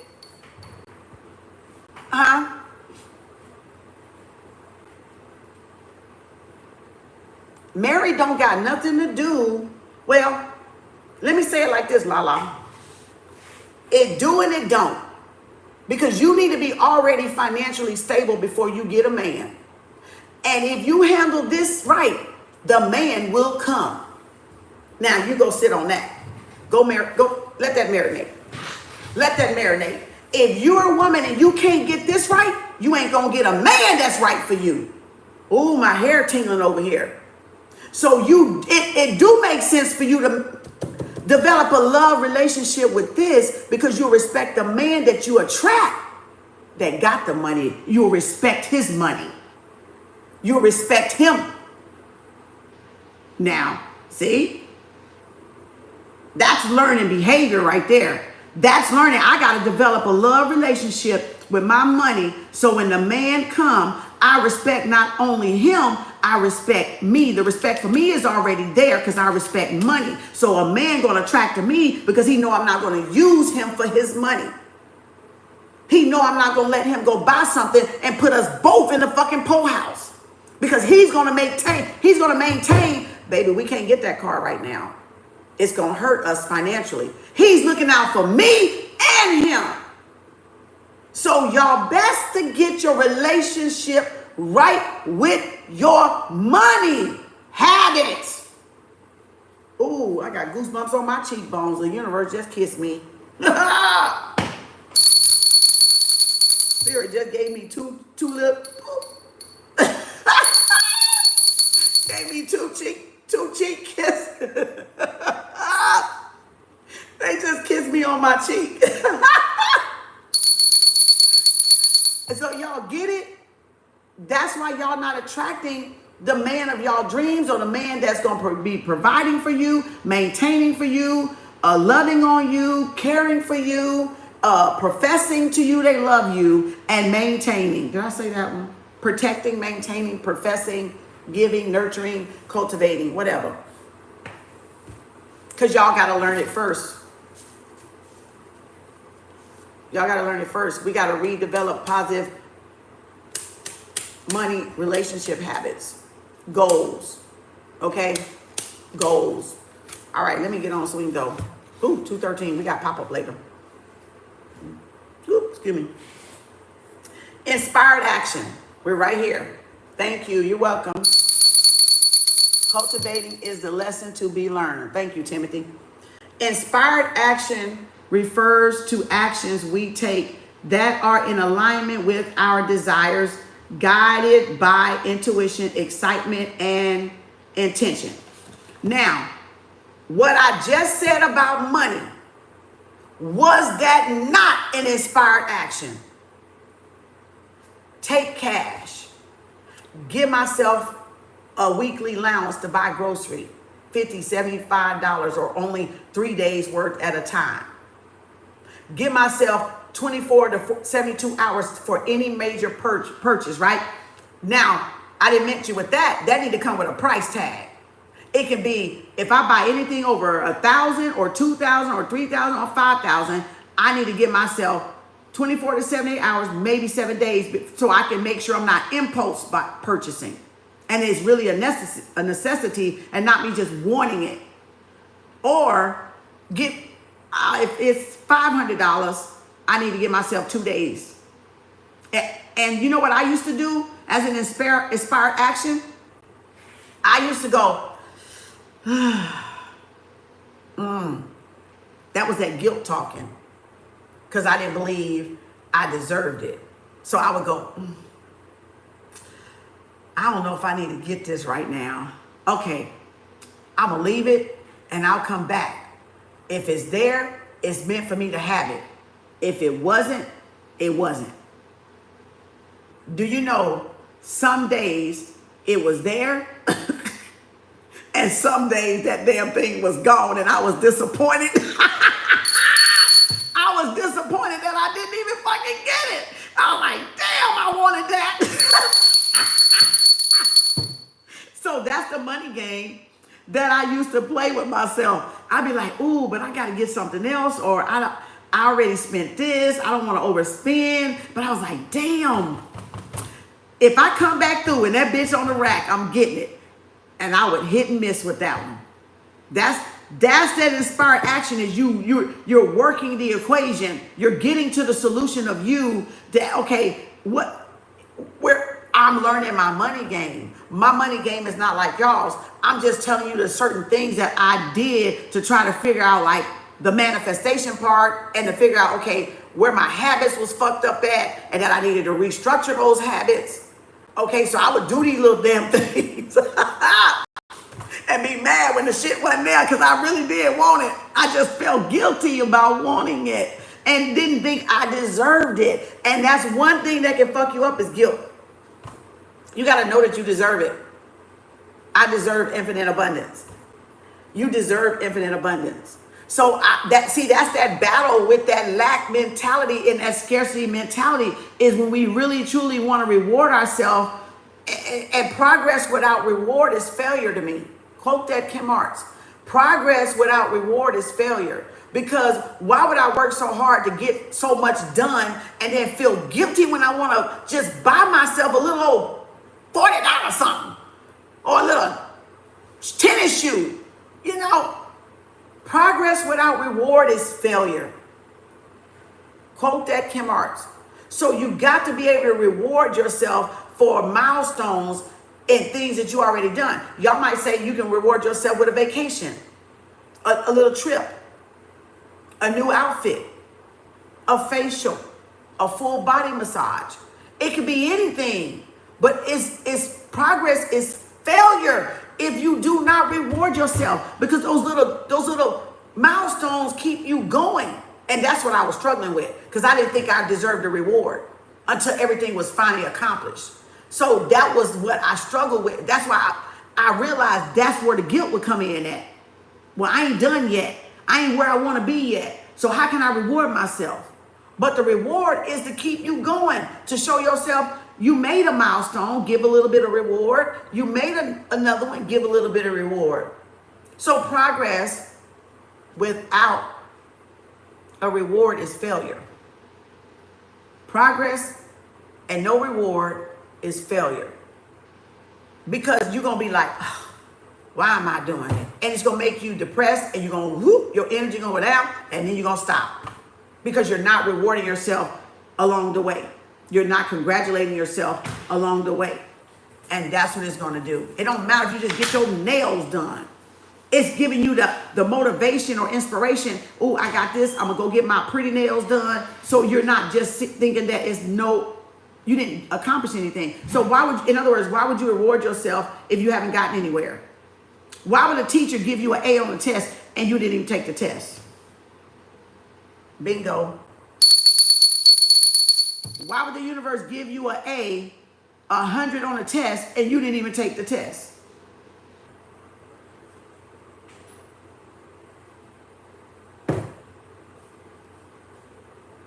See what I'm saying? Are y'all understanding? Are y'all getting it? Reap the harvest. But the thing is, we don't stop to reap the harvest.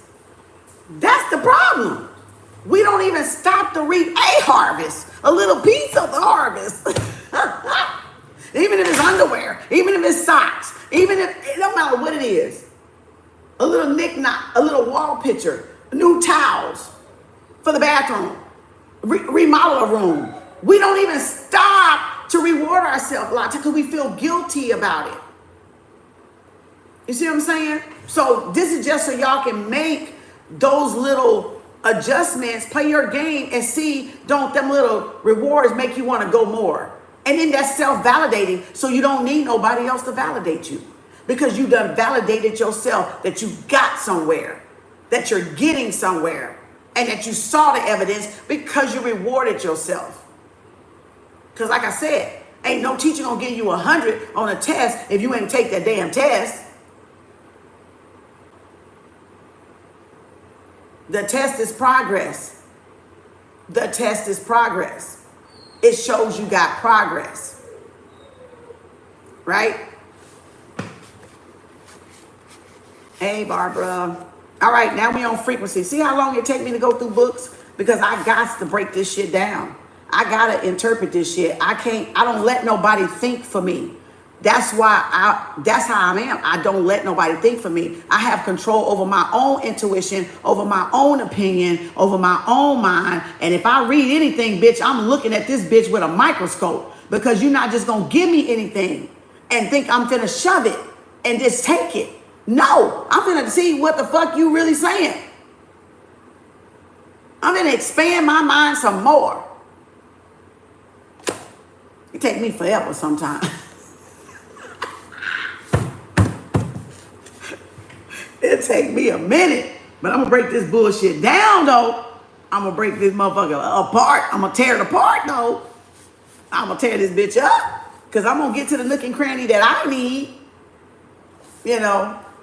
And I like to take my time. I don't rush. I like to digest what I'm reading.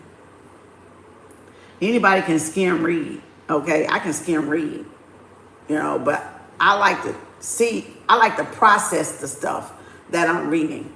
I like to know that it fits, is clicked, and is in there, tucked in there. And if it's something like I said, that hoping word, throw that bitch out. See, I know how to, not that one. I ain't taking that one in. So far, that's the only one on this page, really, that I threw out, was that hoping word, see? Because I'm paying attention to what I'm reading. All right, frequency. God is a frequency. Okay, now we done been so long on one page. This is, because I'm just giving y'all my little nuggets and jewels and my examples, so y'all will know how to apply it to your life. And then you got the example of what is being read and how I do things. You can develop whatever skill set you got to how you interpret things. This is just how my mind works. My mind is different, all right? I don't like to just read and don't understand something. I'm reading to gain something. I'm reading to gain something. I want something out of whatever I'm reading. And what's the point of me reading if I'm not going to get nothing out of it? And so why would I waste my time with a book? But I can take my time with a book. Or I can take a long time with a book. You see what I'm saying? I can take a long time with a book. Frequency. God is frequency. In the context of manifestation, frequency refers to the energetic vibration one emits based on one's thought, emotion, and there that word, belief. That's the belief patterns of what we grew up, what was taught to us, right? By aligning our frequency with our desires, we can attract similar energies into existence. For example, positive thoughts and emotions emit a high frequency, right? Therefore, attracting positive outcomes. Remember the black dress example. Oh, I want that black dress. Boom, we got it. We was on the right frequency. Oh, it was raining. Damn, I got a time crunch. I got to find this dress by by Friday, and it's Thursday, and it's raining, and boom, I got it. But I was out there. I'm cold. I'm wet. It took me a minute, and I had to go to the clearance rack because they didn't have nothing on the other rack. That's exactly what I just gave y'all. You're going to manifest it. It might be a little troublesome, but you're going to get it, or you're going to get it just like that, with no hassle, with no resistance, with no repelling, with no rejecting, but through what? Allowing the flow and the growth. Got it? Y'all getting it? Boy, that was good, wasn't it? That was damn good, wasn't it? That's why you just don't read books to just read books. You read to see what you can get out of the book on top of your already experiences and what you've already learned in your life journey, by trial and error, by assessing yourself, by being aware of your own fucked up habits and fucked up ways. And you can't grow if you're not going to admit those fucked up ways. That's what root work is, y'all. It ain't doing spells on everybody. I can do the spell to bring the money, no harm to nobody, but I still got to work, because if I get the money, my root trauma going to tear the fuck, it's going to burn it. All my hard work gonna be in vain. I'm not gonna invest it in the stock market. I'm not gonna try to save it. I'm not gonna do nothing. I'm gonna just burn it up. But because I learned certain things and recognized certain generational habits and curses, I now know how to watch myself a little bit more carefully. That's root work. I don't give a fuck what nobody else say. It ain't about doing no curses. If you truly want to break habits, you got to be real with yourself. And you got to look at how you were raised. You got to look at how things were bought and paid for in your life. And you got to look, did it trickle over in my life? It went from food stamps, from me being self-sufficient, into my money habits. So until you learn a lesson, like I told y'all yesterday and way before, it's going to find a way to make you look at it. It's going to affect your money, your relationships, your education, or whatever. But it's going to go right in another house and pop you upside the head. And if you ain't got no money right, you ain't going to keep a man right either, are you? Ooh.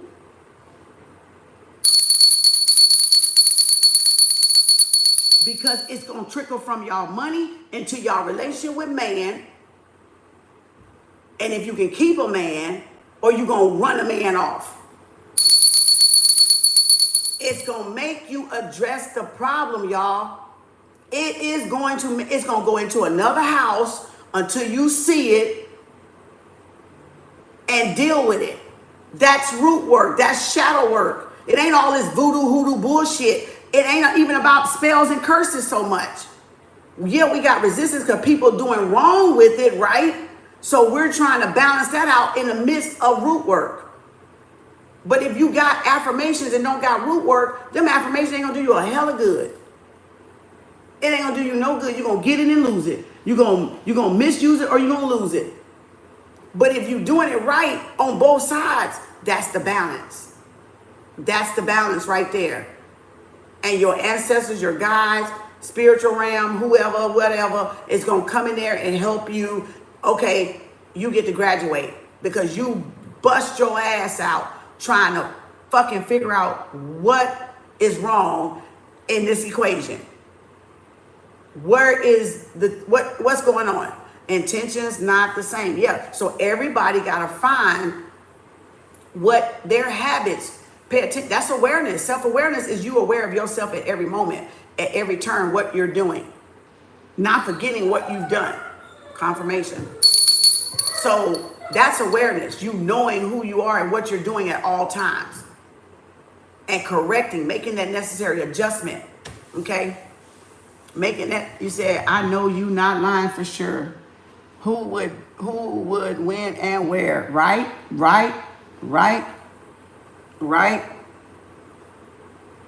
Exactly.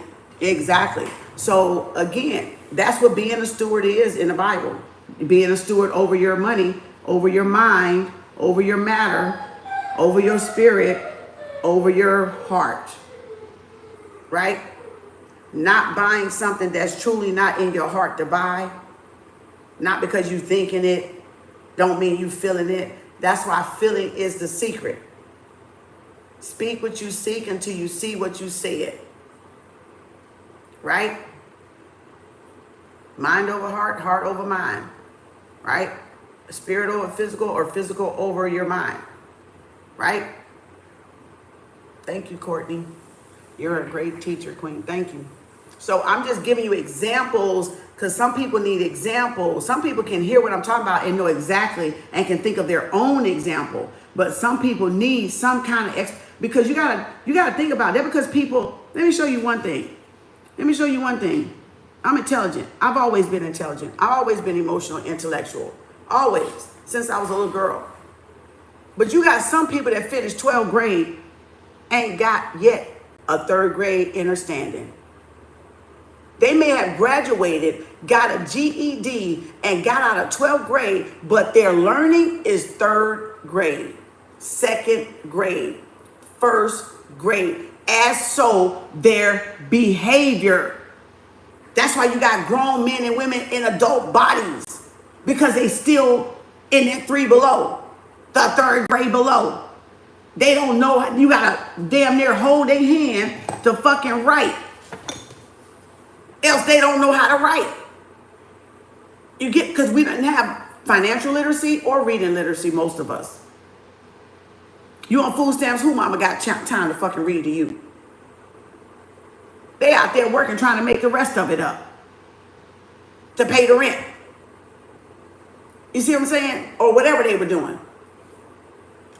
Made me working 2 jobs. It doesn't matter. That's why financial literacy and math and reading literacy is so important, which is why I got the book club and which is why I got the budget, the playlist on budgeting. Because I wasn't taught that shit. I had to learn this shit over the course of me growing up. I had to teach myself how to read. I had to teach myself how to investigate. I self-taught myself a lot of shit because I wasn't taught. So I reparented and refathered myself so that the little inner child can be loved the way they needed to be loved, which was which was through teaching. So I self-taught myself. I self-parent myself. Took care of myself. So most public ED teachers don't know this. They sure don't, because they only know what they went to school to do, that degree told them to do. Because you can't get spiritual good education. That's why it don't connect the dots. That's why you only trained to do repeat what they told you in school and universities. That's why you can't compare a spiritual person to an educated person, because that's 2 different people. That's 2 different species. That's 2 different. Your PhD don't got shit on fucking spirituality. Trust me. Book smart don't mean you're smart. A GED and 12th grade graduate don't mean you know how to read and write and know mathematics. Going to a university don't mean you know the spiritual world. You know what they taught you in that book to get out. And those people do not deviate from that book. The spiritual world ain't even like that. Ain't no shade on y'all with the degrees, but y'all know I'm fucking right. If y'all ain't spiritual, you know I ain't right. That spirituality connects you to everything. Anything and everything. And you can't pay that. You can't get that at no university. That's 2 different species. That's 2 different beings. PhD don't mean nothing. You can only get paid. Let me tell you, matter of fact, it's a cap. It's a cap. So let me tell you, because with a PhD, you get paid with what the market is. You get paid what the government say you get. Or you get paid with how much you want to slave in labor, right? Spirituality ain't no fucking limit. It's limitless. That means you got to open up your mind. If you got a PhD or a bachelor or a master's, you got to get that mind open to make money. But, spirituality, there it is. Spirituality people know it's limitless. It's abundant. That's confirmation. It's abundant out there for us. It ain't no cap. It ain't no cap on it. It's not no cap. On nursing, they put a cap on what I can make. Do you understand? Going through their school, they put a cap on what I can make. So your degree don't mean shit when they can cap what you can make. I made more money now than when I did in 30 years of being a nurse. So you tell me, I made more than my own salary. You tell me. They got to tell me I can only be $25 an hour.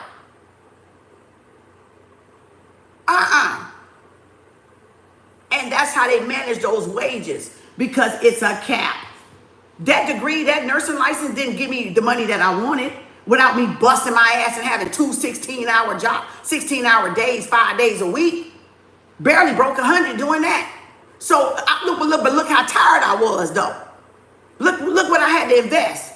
No time with my family, fucking tired of working 16 hours, 5 days a week, too tired to fucking spend the money and enjoy the fucking money.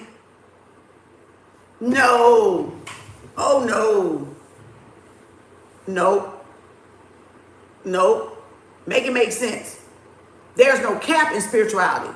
Degrees make you have a cap what you can do, because you got to govern those laws. They changed laws to where we couldn't make. They got so strict before I left, because these people were working 24 hours in nursing, from one job to the next job, doing a double, and then doing another one, and then going from one job, a double, doing another one.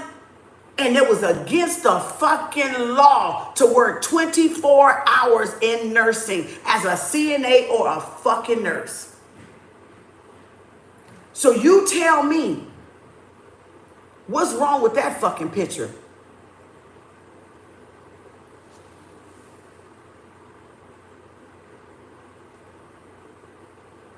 Look how much sleep they lost. Look at their health. Now, what kind of care do you think those people got? They be on sit down one time and they dozing off because they ain't had no sleep in 24 hours. That is very dangerous. That is very dangerous. But that's how they got it made for people that's trying to survive off of that little capped ass salary. They got to risk your loved ones' lives and their fucking lives. Don't tell me I don't fucking know. Shit. That's why the nurses stressed out. That's why they making mistakes too and killing folks. That's why a lot of them be making mistakes. Because they probably doing the same shit to afford whatever they trying to afford. I don't know what they trying to afford. It could be the big house. It could be the car. It could be a loved one they got to care for. I don't know. It could be medicine. I don't know. Everybody's different. But I'm saying I know what I saw.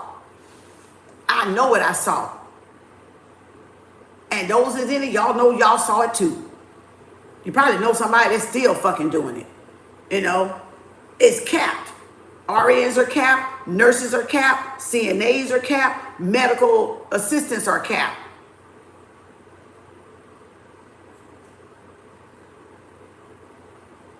They won't even give us a raise. They want to try to take us back down. No. It's uncapped when you work for yourself. Because you can make your hours, you know what you got to do. You can put that same energy on that job into your business and you can prosper. I'm not saying quit your job. Don't quit your day job, please. That's not what I'm saying. That's not what I'm saying. But y'all can still start trying to make some moves towards some other stream of income. Residual, passive, disposable is what you can waste, like going to the casino or something, your play money or a concert or whatever. That's your play money. You don't care if that don't come back or not. But residual and passive and multiple streams, that's for your investments or your future. A lot of people couldn't even afford insurance in nursing and CNA because it was so high for us. Like I barely could afford it. It would take my whole check. And to have daycare on top of it, I couldn't even get insurance. I couldn't even afford insurance because they had the shittiest fucking plan for nurses. I mean, the shittiest motherfucking plan. $600 and $800, $400 to have a family. Are you kidding me? That's the whole fucking check at $22 an hour, at $25 an hour. Can you afford that after taxes? Can you afford? You get $1,500 and they take fucking $600 for fucking. You kidding me? For insurance? You gonna say, nah, never mind. I'm good. And imagine a CNA. They get done the same way. So if they making $10, $12 an hour and insurance for them and their families is $600, what they gonna do? Opt the fuck out and not get it because they need their money? What? Y'all don't know half the shit the medical industry do to us. Y'all don't have no fucking idea. Y'all don't have no fucking idea the half the bullshit that medical people that work for hospitals and nursing homes and stuff have to deal with when it comes down to insurance and shit. Because they have that shitty ass damn plan. Where it's taking half your check. Now you have little Johnny and little Susan and daycare over $200 a week. Can you afford insurance and daycare? You bringing home a $200 check by the time you get it. How you gonna pay for rent?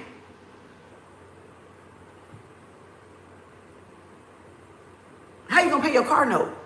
Your car note might take the $200, or catching the transit might take that $200. Now what you got left? Make it make sense. Only in America. It don't even make fucking sense.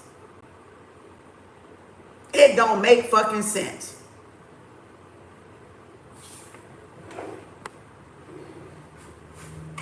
They are on purpose creating these environments. They are doing this shit on fucking purpose, creating these hostile environments. This is social economic engineering at its worst. Shit. At its worst. But I'm gonna help y'all get this fucking money though. I'm gonna help y'all get this fucking money though. I'm gonna help y'all get this fucking money though for y'all and y'all family if you listen. But that's social economic engineering at its worst.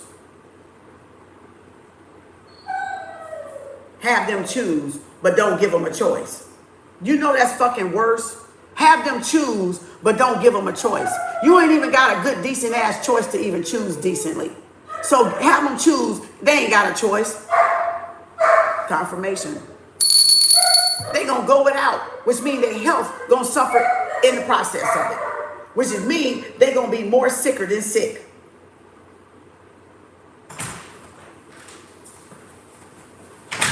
Dog agrees, right? They agreeing. Y'all see that? Boy, I can be on one. I can be on one, y'all.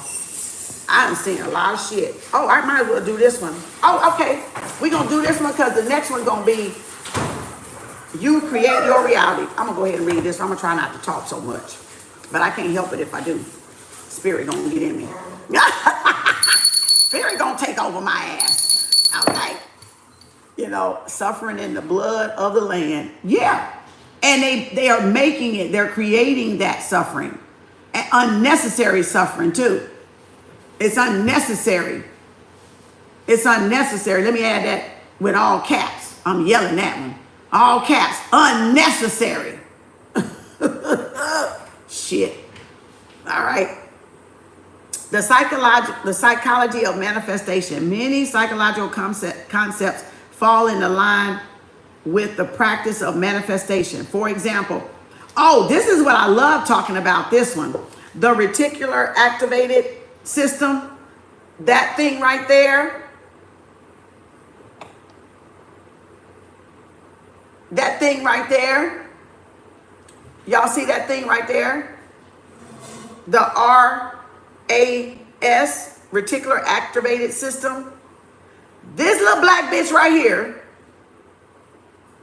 with love, this little black bitch right here, this the little bitch that filter what y'all focus on.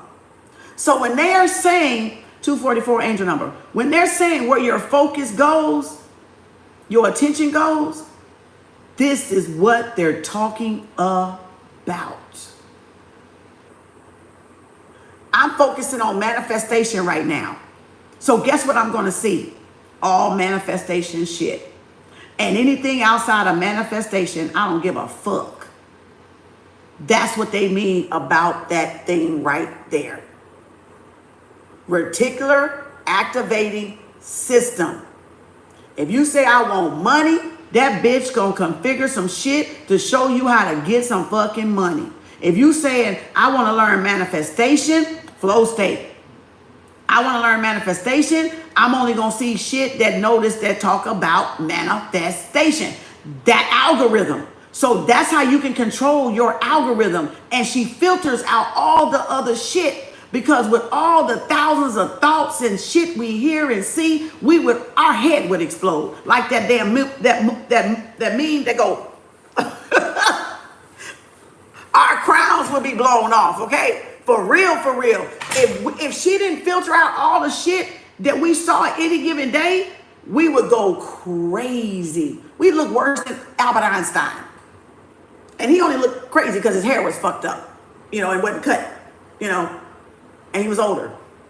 So it made him look like an old rugged man, right? Our minds would explode. So the reticular activated system is the filter. And we go, oh, I don't want to see that. Oh, I'm not thinking about that. Oh, I want that. I'm learning manifestation. Let me look at her video. Let me look at Kim's video. Ooh, let me look at tarot. Then all the tarot come. And then anytime you want to change that, point to something else. Pull up a jazz video, or pull up a comedy, or pull up a cartoon, and then your algorithm will readjust and realign back in the middle. Because even this, angel numbers, angel numbers, angel numbers, because you're focusing on it and your attention is going on it. So when I told y'all this before, when I first learned, I didn't even have that name for it at the time. I just knew what the fuck to do because I heard it. And so I was like, okay, let me tell these bitches to slow down because I'm sick of, I'm getting a headache. They flooded me with so much information that my head would hurt. And I would be like, oh, my head's spinning. Oh my God, where does headache come from? Oh my God. So I was like, I need y'all to slow down. I'm seeing too many angel numbers. This is giving me this. You taking me too fast. Ancestors, spirit guides, slow me down. Just please slow it down. Child! They stopped. I got paranoid. I said, hold up. Wait a minute. I ain't seen nothing. Y'all, I thought they were going to slow the shit down. Girl, they stopped for months. I was like, wait a minute. They gone. Oh my God. What did I do wrong? Wait. I ain't say go away. I just said slow down. Y'all, they gave my ass a break. Do you hear me? I said, what the hell did I do? Oh my God. I lost it.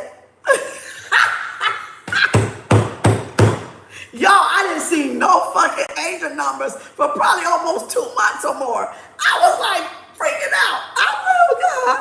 I messed up. I shouldn't have did it. And then all of a sudden, they came back slower, and then it was okay. So we have that control, and that's why I share that with y'all, because we have that control. Whenever you're getting flooded with information and is driving you crazy, just ask your guides to slow it down. Just please take me slow. This is hurting my head. And they're going to slow it down for you. That's all you got to do. Because it was something that got off, right? Because this is supposed to filter it. So it either could have been we were jumping at too much stuff, right? And it was trying to get us to go, okay, no, you can't be all over here like all this shit. You gotta narrow it down to one or two things, study one or two things, or do one thing or whatever, 3 things. You can't be trying to get this, trying to get this, trying to get this, trying to get this, trying to get that, right? Some of us are just good at multitasking, though. I'm not talking about that. But that's when I was, getting used to what all this was, and I didn't even fucking know what that was called at the time, right? I didn't learn this till about 16 or 17. I think around 2016 or 17, I knew that it was reticular activated system. I didn't know that's what it called. Even though I seen that mean what you allow continues, it didn't even process. I been knew that, but it didn't process that that's what that damn thing was called. So then I was like, oh, okay. So whenever I want spirit to give me a break, I just say, slow down. Just slow it down for me. I don't worry about if I don't see it, because I know it'll show up when I'm back in alignment. And that's what angel numbers do. They show up when we're in alignment. So if they're not showing up, you're not in alignment, or you're not aware to see it yet. You don't have enough awareness to see it yet. So you don't have to go out and look for it. That's not an angel number. It shows up in front of you. That's an angel number. You don't go looking at everything like this, trying to find it. That's not an angel number. Okay? That's not what that is. That's you looking so you can come back and say, I got an angel number. No. Let the universe bring it to you. Allow the universe to get you in that flow state and bring it to you. Because then it's for you. It's not you trying to force somebody else's angel number on you. And that's not the angel number for you. It's just subtle cues. But the reticular activated system, reticular activated system is just your filter right here. So whenever it's off and you don't want to look at what you're looking at anymore, change the algorithm by looking up something else or doing something else or researching something else. And then that will be in your algorithm on all these timelines and all these apps. Because where your focus is, that's where your attention is going. And that's what they mean for those that didn't know. Okay? You have a filter to save you, right? Your filter is to save you from your head combusting. Because with all those thousands of thoughts we have, I forget the number, per day, y'all, we would be all popping off at the same time in combusting, combustible shit. We wouldn't be able to be walking around with a head cap on. That shit would be blown off. With all these billboards, commercial, radio, person talking in the back of the line and you can hear it. And then you see this over here, that little boy ain't got no shoes on. That little girl running around the street with a diaper on and all this, all this. You got to be laser focused on your goals because anything would distract you and divert your attention off of what you're focusing on. So if y'all get it, you get it. Hope you get it. You know what I'm saying? So again, it says it filters information based on our focus, influencing our perception of reality. So it says that's why everything that you see, you can kind of say it's not real. It could be an illusion appearing in front of you. So again, another practice that I did when Divergent came out, that's why I told y'all to see Invergent, Insurgent, Allegiance, because that is a prime example of the reticular activated system. And she was supposed to write a 4th book, but I don't know if she ever did yet. And when I started watching that and I figured out and decoded, because I decode movies just like I do books, I figured out, I said, oh shit, I'm finna try this shit. And y'all, when I tell you, I did exactly what that girl was doing and it fucking worked. If something would pop up, I'll say, that's illusion. That's illusion. It'll go away. It will go away. It would just, because you got to think the deep state, the elites, the deep state put shit in us, in front of us to, and then they get you off what you're focusing on. If you're focused on something good like this money I'm finna make and create and print. So they're going to try to throw all kind of shit at Kim. That's an illusion to get me off teaching y'all how to fucking manifest this fucking money. And then they're going to do y'all the same way because you trying to be over here listening and focusing on learning it. So back then, 16, 14, or whenever Divergent came out, I said, okay, I'm going to try this. So when they would try to throw little shit at me, that's an illusion. That ain't real. That ain't illusion. That ain't real. Y'all, it works. Try it. And then if it don't go, sit with it and go, okay, well, why is it here? That must have been something I created and not something deep state put in front of me to try to throw me off the path. This got something to do with me or my past or how I'm feeling, how I'm vibrating. Now, how can I make this frequency go up? So you still will be able to troubleshoot it if you know it. You know what I'm saying? So, but try it. That's a good exercise so y'all can learn how to maneuver with that reticular. Because a lot of it is just them playing, them archons, playing bullshit tricks and stuff with us, right? Making us change our perception, like it just said, influence our reality. All right? Just a thought. You heard it here first. All right. I told you I be trying shit. I be doing the shit because you need to know what works for you in whatever you're trying to manifest. You need to know, okay? All right? So again, what is it?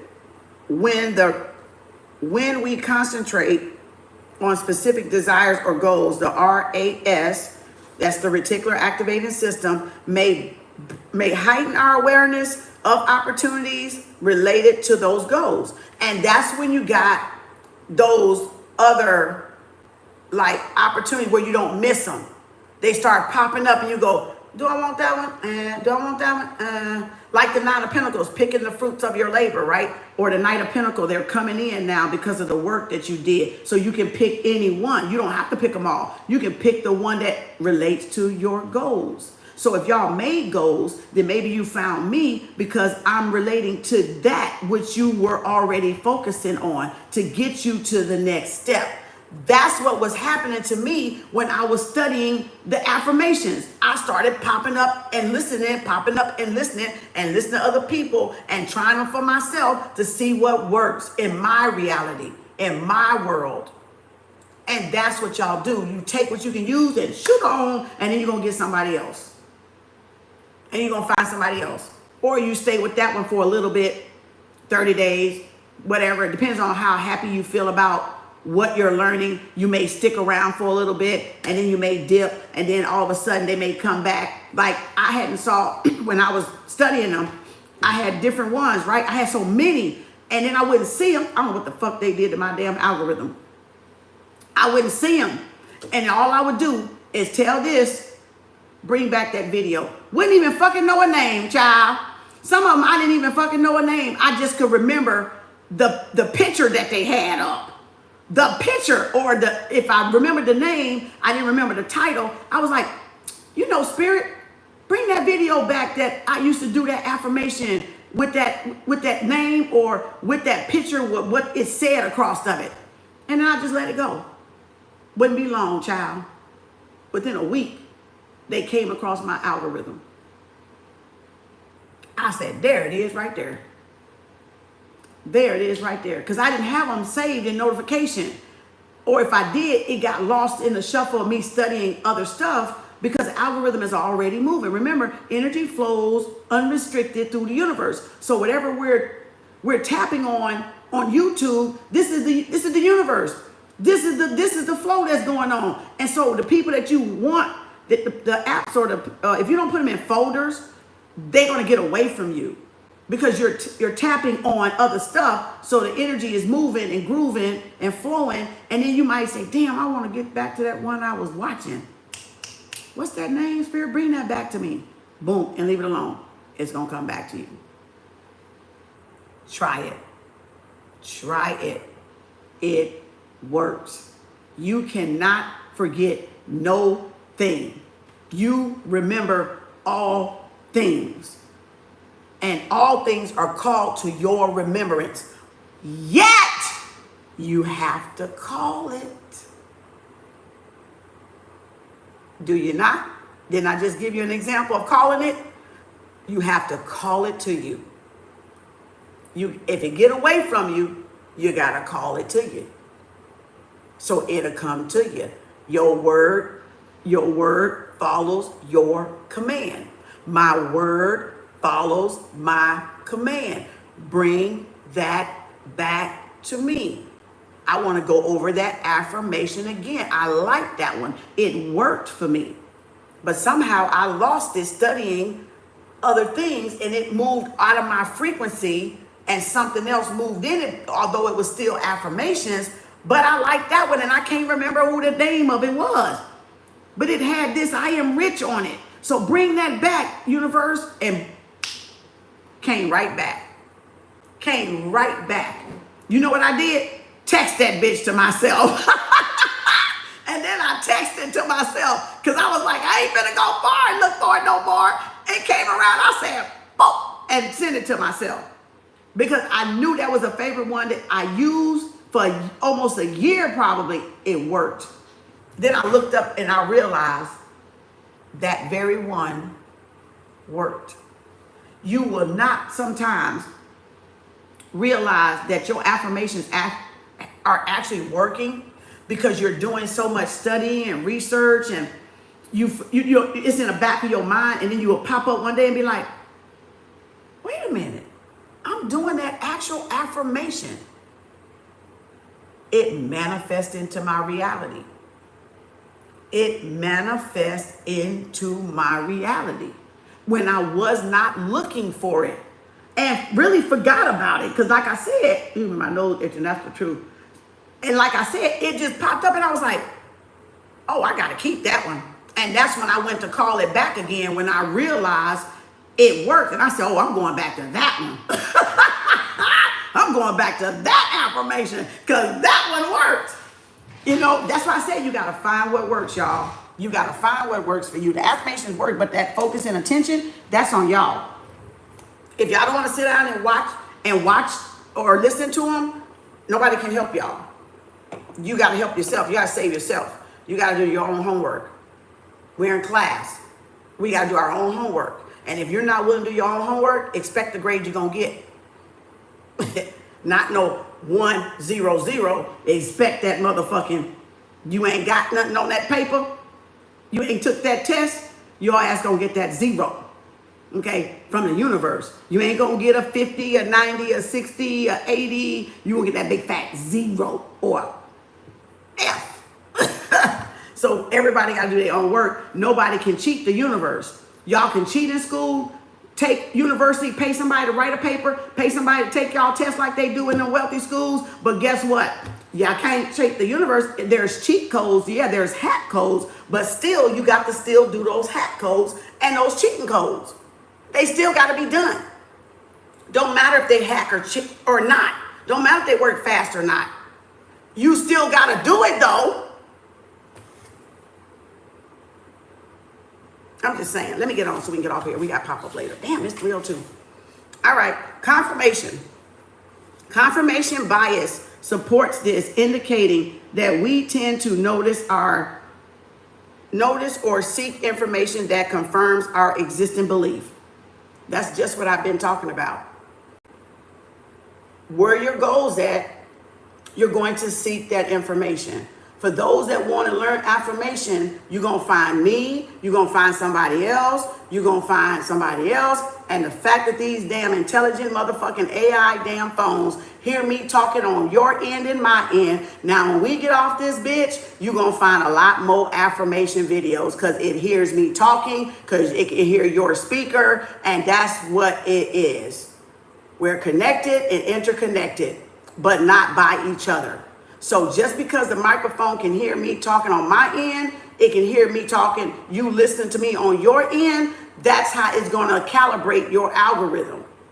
And anytime you don't want to see Kim, you can just click off, or you hit that bell button and you can say don't recommend, and you can say unsubscribe. And anytime I don't want to see y'all, I can just go back down there and I can say hide my ass from that ass over there. And I can do that when I get sick of y'all ass. You have control. You have control. I was sitting up here the other day when I had to block a couple of folks because they got cuckoo down there, like I'm about to block some more in a minute. And I was in the kitchen. Y'all, this was the weirdest motherfucking damn epiphany my motherfucking ass had. And I've had, ET phone home. Y'all, how come I was in the kitchen? I think I was trying to get me something to eat. And all of a sudden, I did like this. You heard it from me first, because if they steal it, it's mine. You heard, I was in there, I did like this. And all of a sudden, I got this flash, ET phone home. I did like this. I said, ah! We can phone home and control who we want to see and who we don't want to see with that little fucking finger right there, that happy delete finger. And I said, Spirit, oh my God, ET phone home. Bitch, let me send you back home by deleting your ass. This ain't your home. You on the wrong tone. You on the wrong frequency. You on the wrong page. ET phone home. And we delete with this fucking finger. Protect your kingdom and your peace.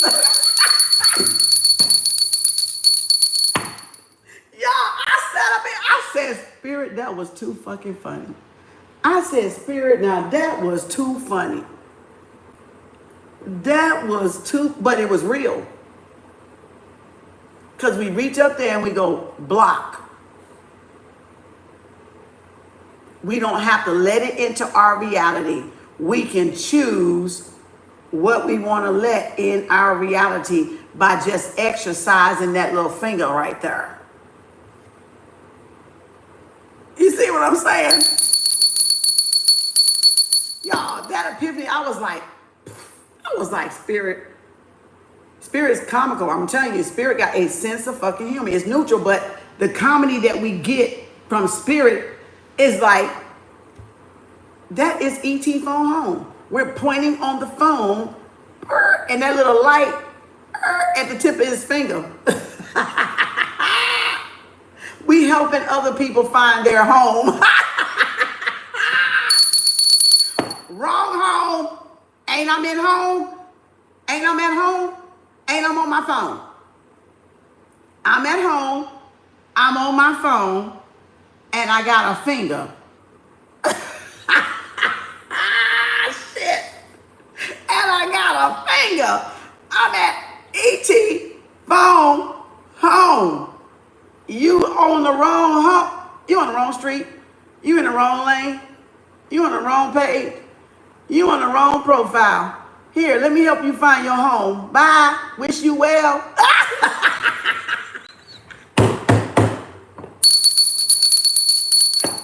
Oh, go home, Roger. Y'all, I was like, wow. And it's just like that reticular activating system. You find things that fit whatever you're manifesting. So if they found me, I'm not what they manifested. I'm going to help their ass go home somewhere else. I'm going to say, oh, wrong street. Take that turn over there. And I'm going to get them off my algorithm so they can find their way back home because they got lost in the hot sauce. So again, y'all see how easy that is? That cracked me up yesterday, y'all, when I was in there and I saw that. I was like, Spirit, that's too funny. That is too funny. Like, but that's y'all control y'all have. That's your control. You don't want to see me. I don't want to see you no more than you want to see me. So then I'm going to help you not see me. How about that? How about that? I'm going to help you not see me. I'm going to help your ass find your way home by deleting your ass. Okay? And since you're not learning nothing, you ain't going to miss me, is you? Good. Okay? You see what I'm saying? You ain't going to miss me then, are you? Y'all got control over your algorithm, but y'all not controlling your algorithm. Y'all are allowing y'all algorithm to control you instead of, like what it said, only allow what you're trying to manifest to come towards you. And anything you're not trying to manifest, don't absorb it right then, because that's what's going to give you that barometer doing it, that windshield wiper doing all like this and shit, because that's just distractions. And you got to be able to go, okay, that's a distraction. I'm not focusing on that right now. I'm focusing on manifestation and better in my position, right? My business, my work, or my career. All right. Reality is not so much what happens to us. Rather, it is how we think about those events that create the reality we experience. I can't read who this is. Albert Ellis.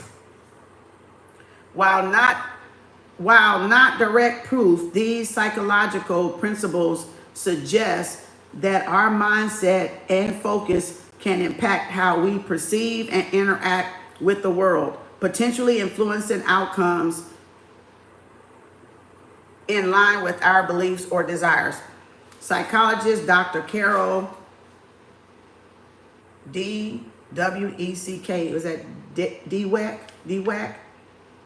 Discussed the concept of growth mindset, which supports the idea of one's belief and attitudes about their potential to achieve goals which significantly impact their outcomes. Psychologist Albert Ellis, the founder of The Rational Emotive Behavior Therapy, REBT, underscores how our thoughts, beliefs, and interpretations significantly influence our emotions and behaviors. In the context of manifestation, Ellis' teachings align with the idea that altering one's belief and thought patterns can lead to changes in one's reality. Now, we're going to be on chapter 1 when I come back. We're right there finally. It took us 2 days to get through, look 4-5 pages. It took us, look, 1, 2, 3, 4. It took us 2 days to get to 4 pages of this book, y'all. Because I likes to scribble in my shit. And now you're gonna need that notebook, because now we're finna get to the exercise. So if you ain't got a 70-cent composition, a 70 sheet or 100 sheet or 3 subject or 5 subject to be able to go through both of these. If you want a 5 subject, it might do both of the books. But if you do 100 maybe or 3 subject, would definitely get it, because I want to give y'all exercises to do. And you may not have the room in the book to do it, because this is all lines. And you ain't going to have the room to do the techniques I'm going to show y'all. Because this book is saved for your answers, not for the techniques. I'm going to give y'all techniques to do with the book, which is going to help y'all bring your manifestations in even sooner and quicker. Okay? So get you a book today, because tomorrow we on the page where you got to write. And if you ain't writing with a pencil where you can erase, get you one of these in case you mess it up. Okay? Get you a little whiteout and get you a pencil with an eraser, or get you a good pen, whether it's purple, whatever color it is, and we're going to write. Thank you, Lena. And this is chapter 1, create your reality. So y'all finna start creating, but y'all had to understand what manifestation is first. So now you know how to be, like Abraham say, and deliberately intentionally deliberate, right? Deliberate creation. So now you're gonna be careful what you're gonna write. You're just not gonna write any fucking thing. And if you don't know, then skip it, but write the question down. Because I know I talk a lot, because I'm giving y'all all the knowledge that I got up here along with the books. So if you don't know, am I talking, just you want to listen to what I'm saying and make notes elsewhere in the back or wherever else, that's fine. But don't do it if you're not ready to hone in on what you're writing in the book. Because what you're writing on the book is going to manifest. That's why I'm telling you, be careful what you're writing in the book. Skip the question if you got to, okay? Okay, I'm just going to do this one just so y'all will know. How do you attract the things you desire? Some of y'all might be like, I don't know. But see, that's why I had went over that first. So y'all would see, okay, how do I attract? I don't know. See? That's why explaining, showing and tell is imperative, is good for some people, because some people need that. You know what I'm saying? So that's that question. How, you can think, I'm gonna give y'all this page just so y'all can get the notebook and get going. And that way you have time to think by the time I come back for book club. How do you attract the things you desire? Question mark. They give you a little box. Some of y'all might write big. So that's why you're gonna need a notebook too, because you may not even be able to get everything in here if you write big. Second question, do you believe a higher power exists? Spit on my lips. Somebody spit when they talk. How has this belief influenced you? Some people be like, I don't know. Do it. See? People, these questions, you got to understand this before you go into manifestation. Else it's not going to work for you. Second question, do you believe a higher power exists? How has this belief influenced you? Question 3.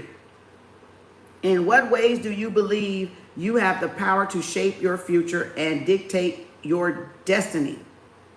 How confident are you in your power to do so?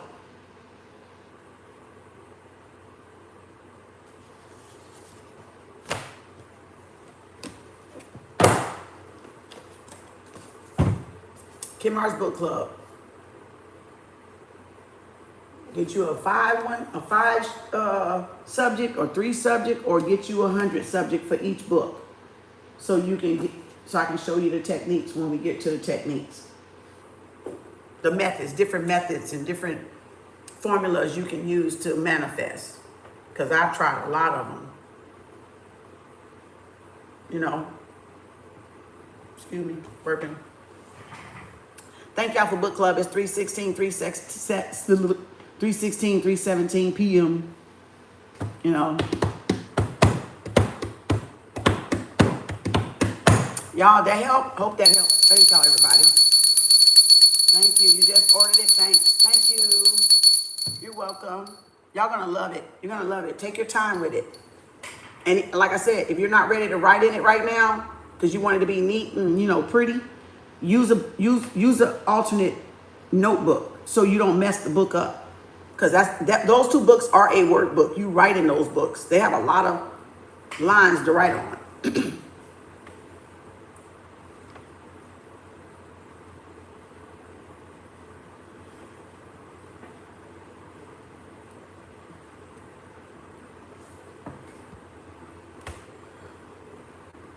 You downloaded it? Oh, good. Yesterday, I just need to get the miracle book.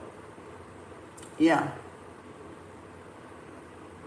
Either way, these questions are not to be thought of, y'all. In other words, don't think of them in your head and think you got it answered. Either way, you're going to need a pen and a piece of paper, or a pen in that book, okay? And maybe some whiteout. Either way, this is something you're going to have to write. You want to get it out of here onto the paper. So this is not something, when I'm reading over them, y'all just, oh, I know what that is. That's what the, no. We got to clear some space so more can come in. And when you're writing stuff down, that's clearing space so more can come in. Much like mind dumping, and that's a technique too. Right? So we're going to be writing. Reading, writing, and a rhythm motherfucking tick, okay? Y'all ain't got to go, but you got to get the fuck off my phone, though. E.T. No, I'm just saying. E.T. phone home. No, I'm just saying, y'all, I'll be back for pop-up. I'll see y'all later. Thanks for book club. I'll put this in the playlist on my YouTube channel. All right, Kem Arts. And look on the YouTube channel. You'll see all the books. This is episode 23. The first pages were episode 22. All right. The other ones are what we've been doing for the last 2 years with book club. So it's a lot of money books on there. It's a lot of knowledgeable books on there. It's a lot of spiritual books on there. So again, just look on the playlist. All right. Y'all ain't got to buy them, but if you listen to some of the playlists, I did some of the books. All right. Thank y'all. Let me get me something to eat. We can get both on. No, they're not on my website. They're not on my website. I might link them down below. I got an affiliate page somewhere floating around somewhere. I can put it on my affiliate page. But if not, just find it on TikTok, find it on at Barnes and Nobles or Half Price Books or wherever you buy it at. Amazon, they got it on Amazon, I think, for them. They're saying they're buying it. Thank you, Mars. So this is how y'all gonna take y'all family, y'all current situation, and take it to the next level. And I'm gonna help y'all manifest. So I'm gonna show you some things that work for me. But like I said, at the end of the day, You're going to still have to try these things. You don't have to try mine. You can try whoever you learn from. But I just add more knowledge than just reading the book to you, because that's what I do. When I'm reading books, I do exactly what you saw me do. Scribble all over that motherfucker and process it so I know it sticks. It's not something I'm skimming and I want to forget it. I want to retain it. You want to retain it because I want to apply it.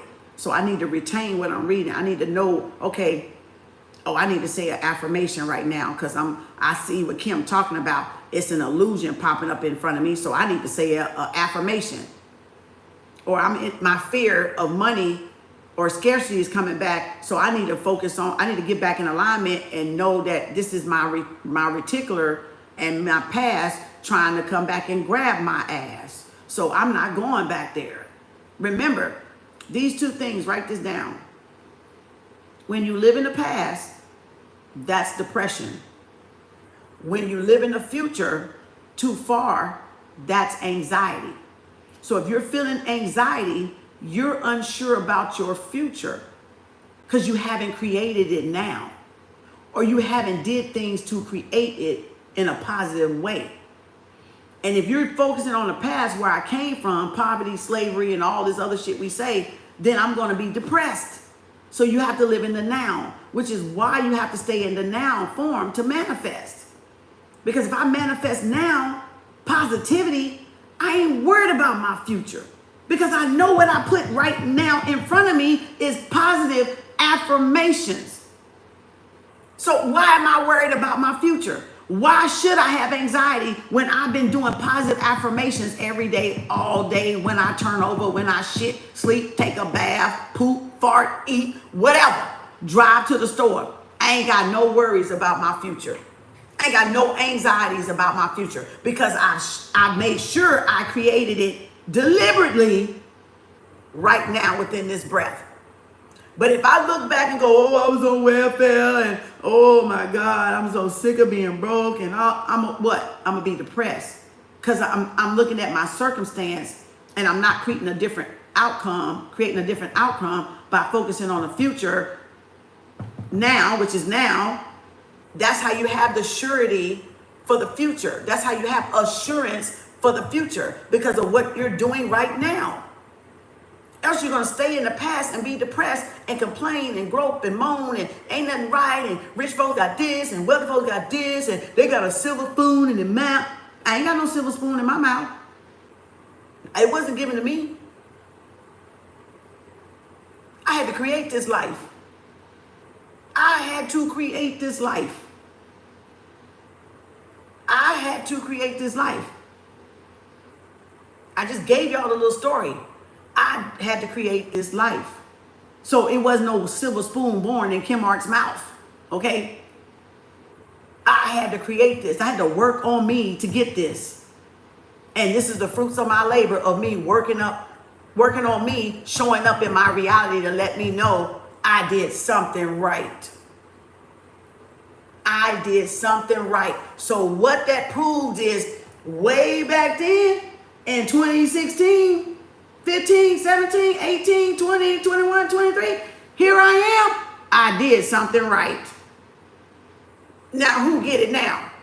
Because it was way back there and I was not yet here. It was back there that I created this right here. So y'all get it now?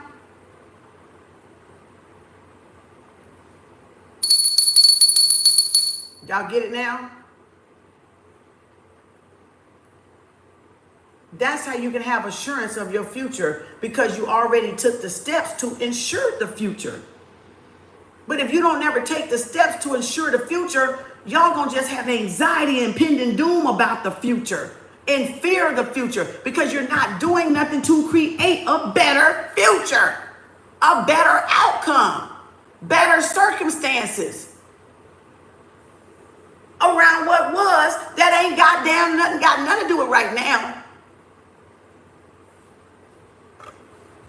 That's why y'all can't think about people that got something to say about money or affirmations, because I'm gonna tell you, I used to be the same fucking way, but them bitches made I want to say believer, but that's not the word. It made a knower out of my ass. It made a truster, a truther out of my ass, because I used to do the same one, Debbie Downer.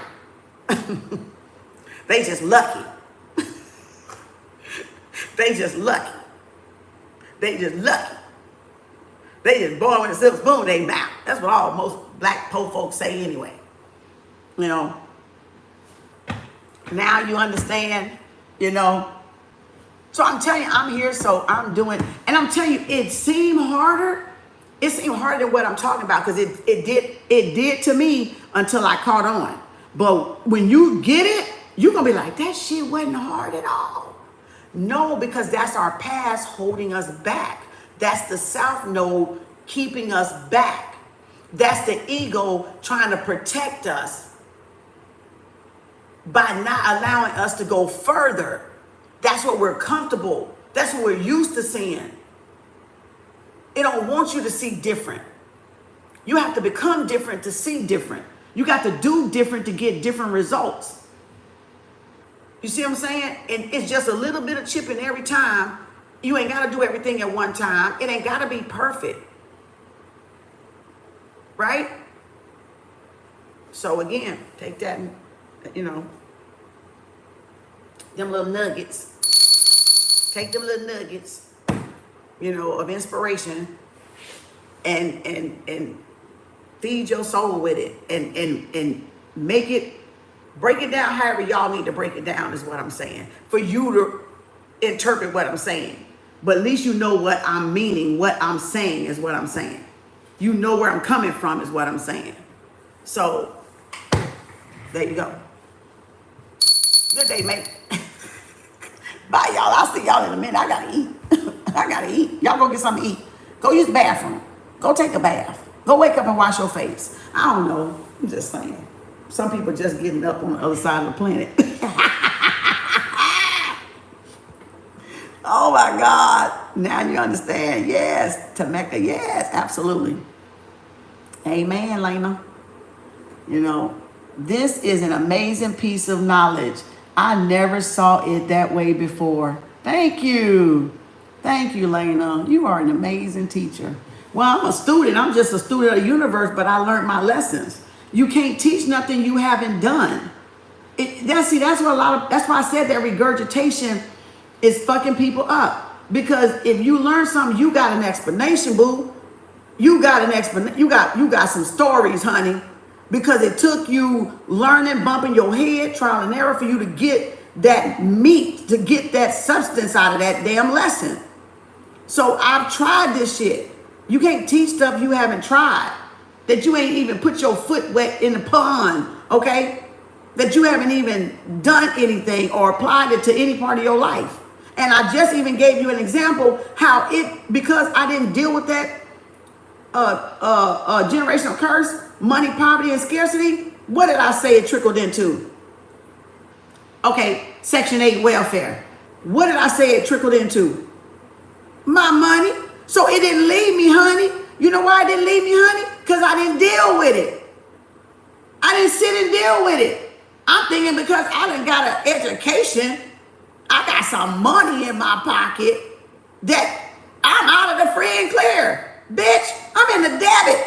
I'm in the negative. Insufficient fund fee. What the fuck I got money and I'm in the insufficient fund fee for? What? Because I didn't sit there and look at the damn history, the past, and correct it to the root. I didn't get to the root. I made steps, but I didn't get yet to the root of the whole fucking problem. You got to get to the root and cut that bitch out. You got to else it's going to trickle in another house. In your relationships, in your jobs, in your whatever.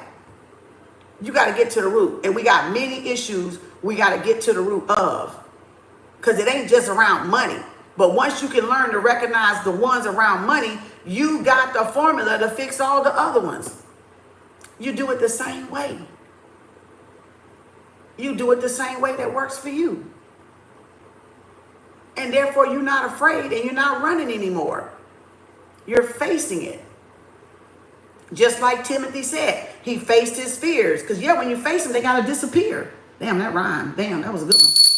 Them Kem Arts bars. Because when you face them, they got to disappear. Just like I said in the Divergent movie. It's an illusion. And when you know, you know. Oh, that was good, y'all. Thank you, Spirit. All praises to the Most High. Look at the dog barking. All praises to the Most High on that one. That was some real jewels and gems for y'all. That was some real diamonds. Okay? That was some real sparkly diamonds. All right. Aligned in all realms, reality, dimensions, universe, and timelines. Yep. Thank you, Miss C. Y'all see that there? Thank y'all. Appreciate y'all. We out. This is it. I ain't saying goodbye one more goddamn time. I'm finna go eat because I got to get back on here. It's 3:31. Oh, Lord. Probably like 4:30. 4:30. We'll be on pop-up. Let me give me something to eat. All right. For our fall clothes. Bye, y'all. Thank you.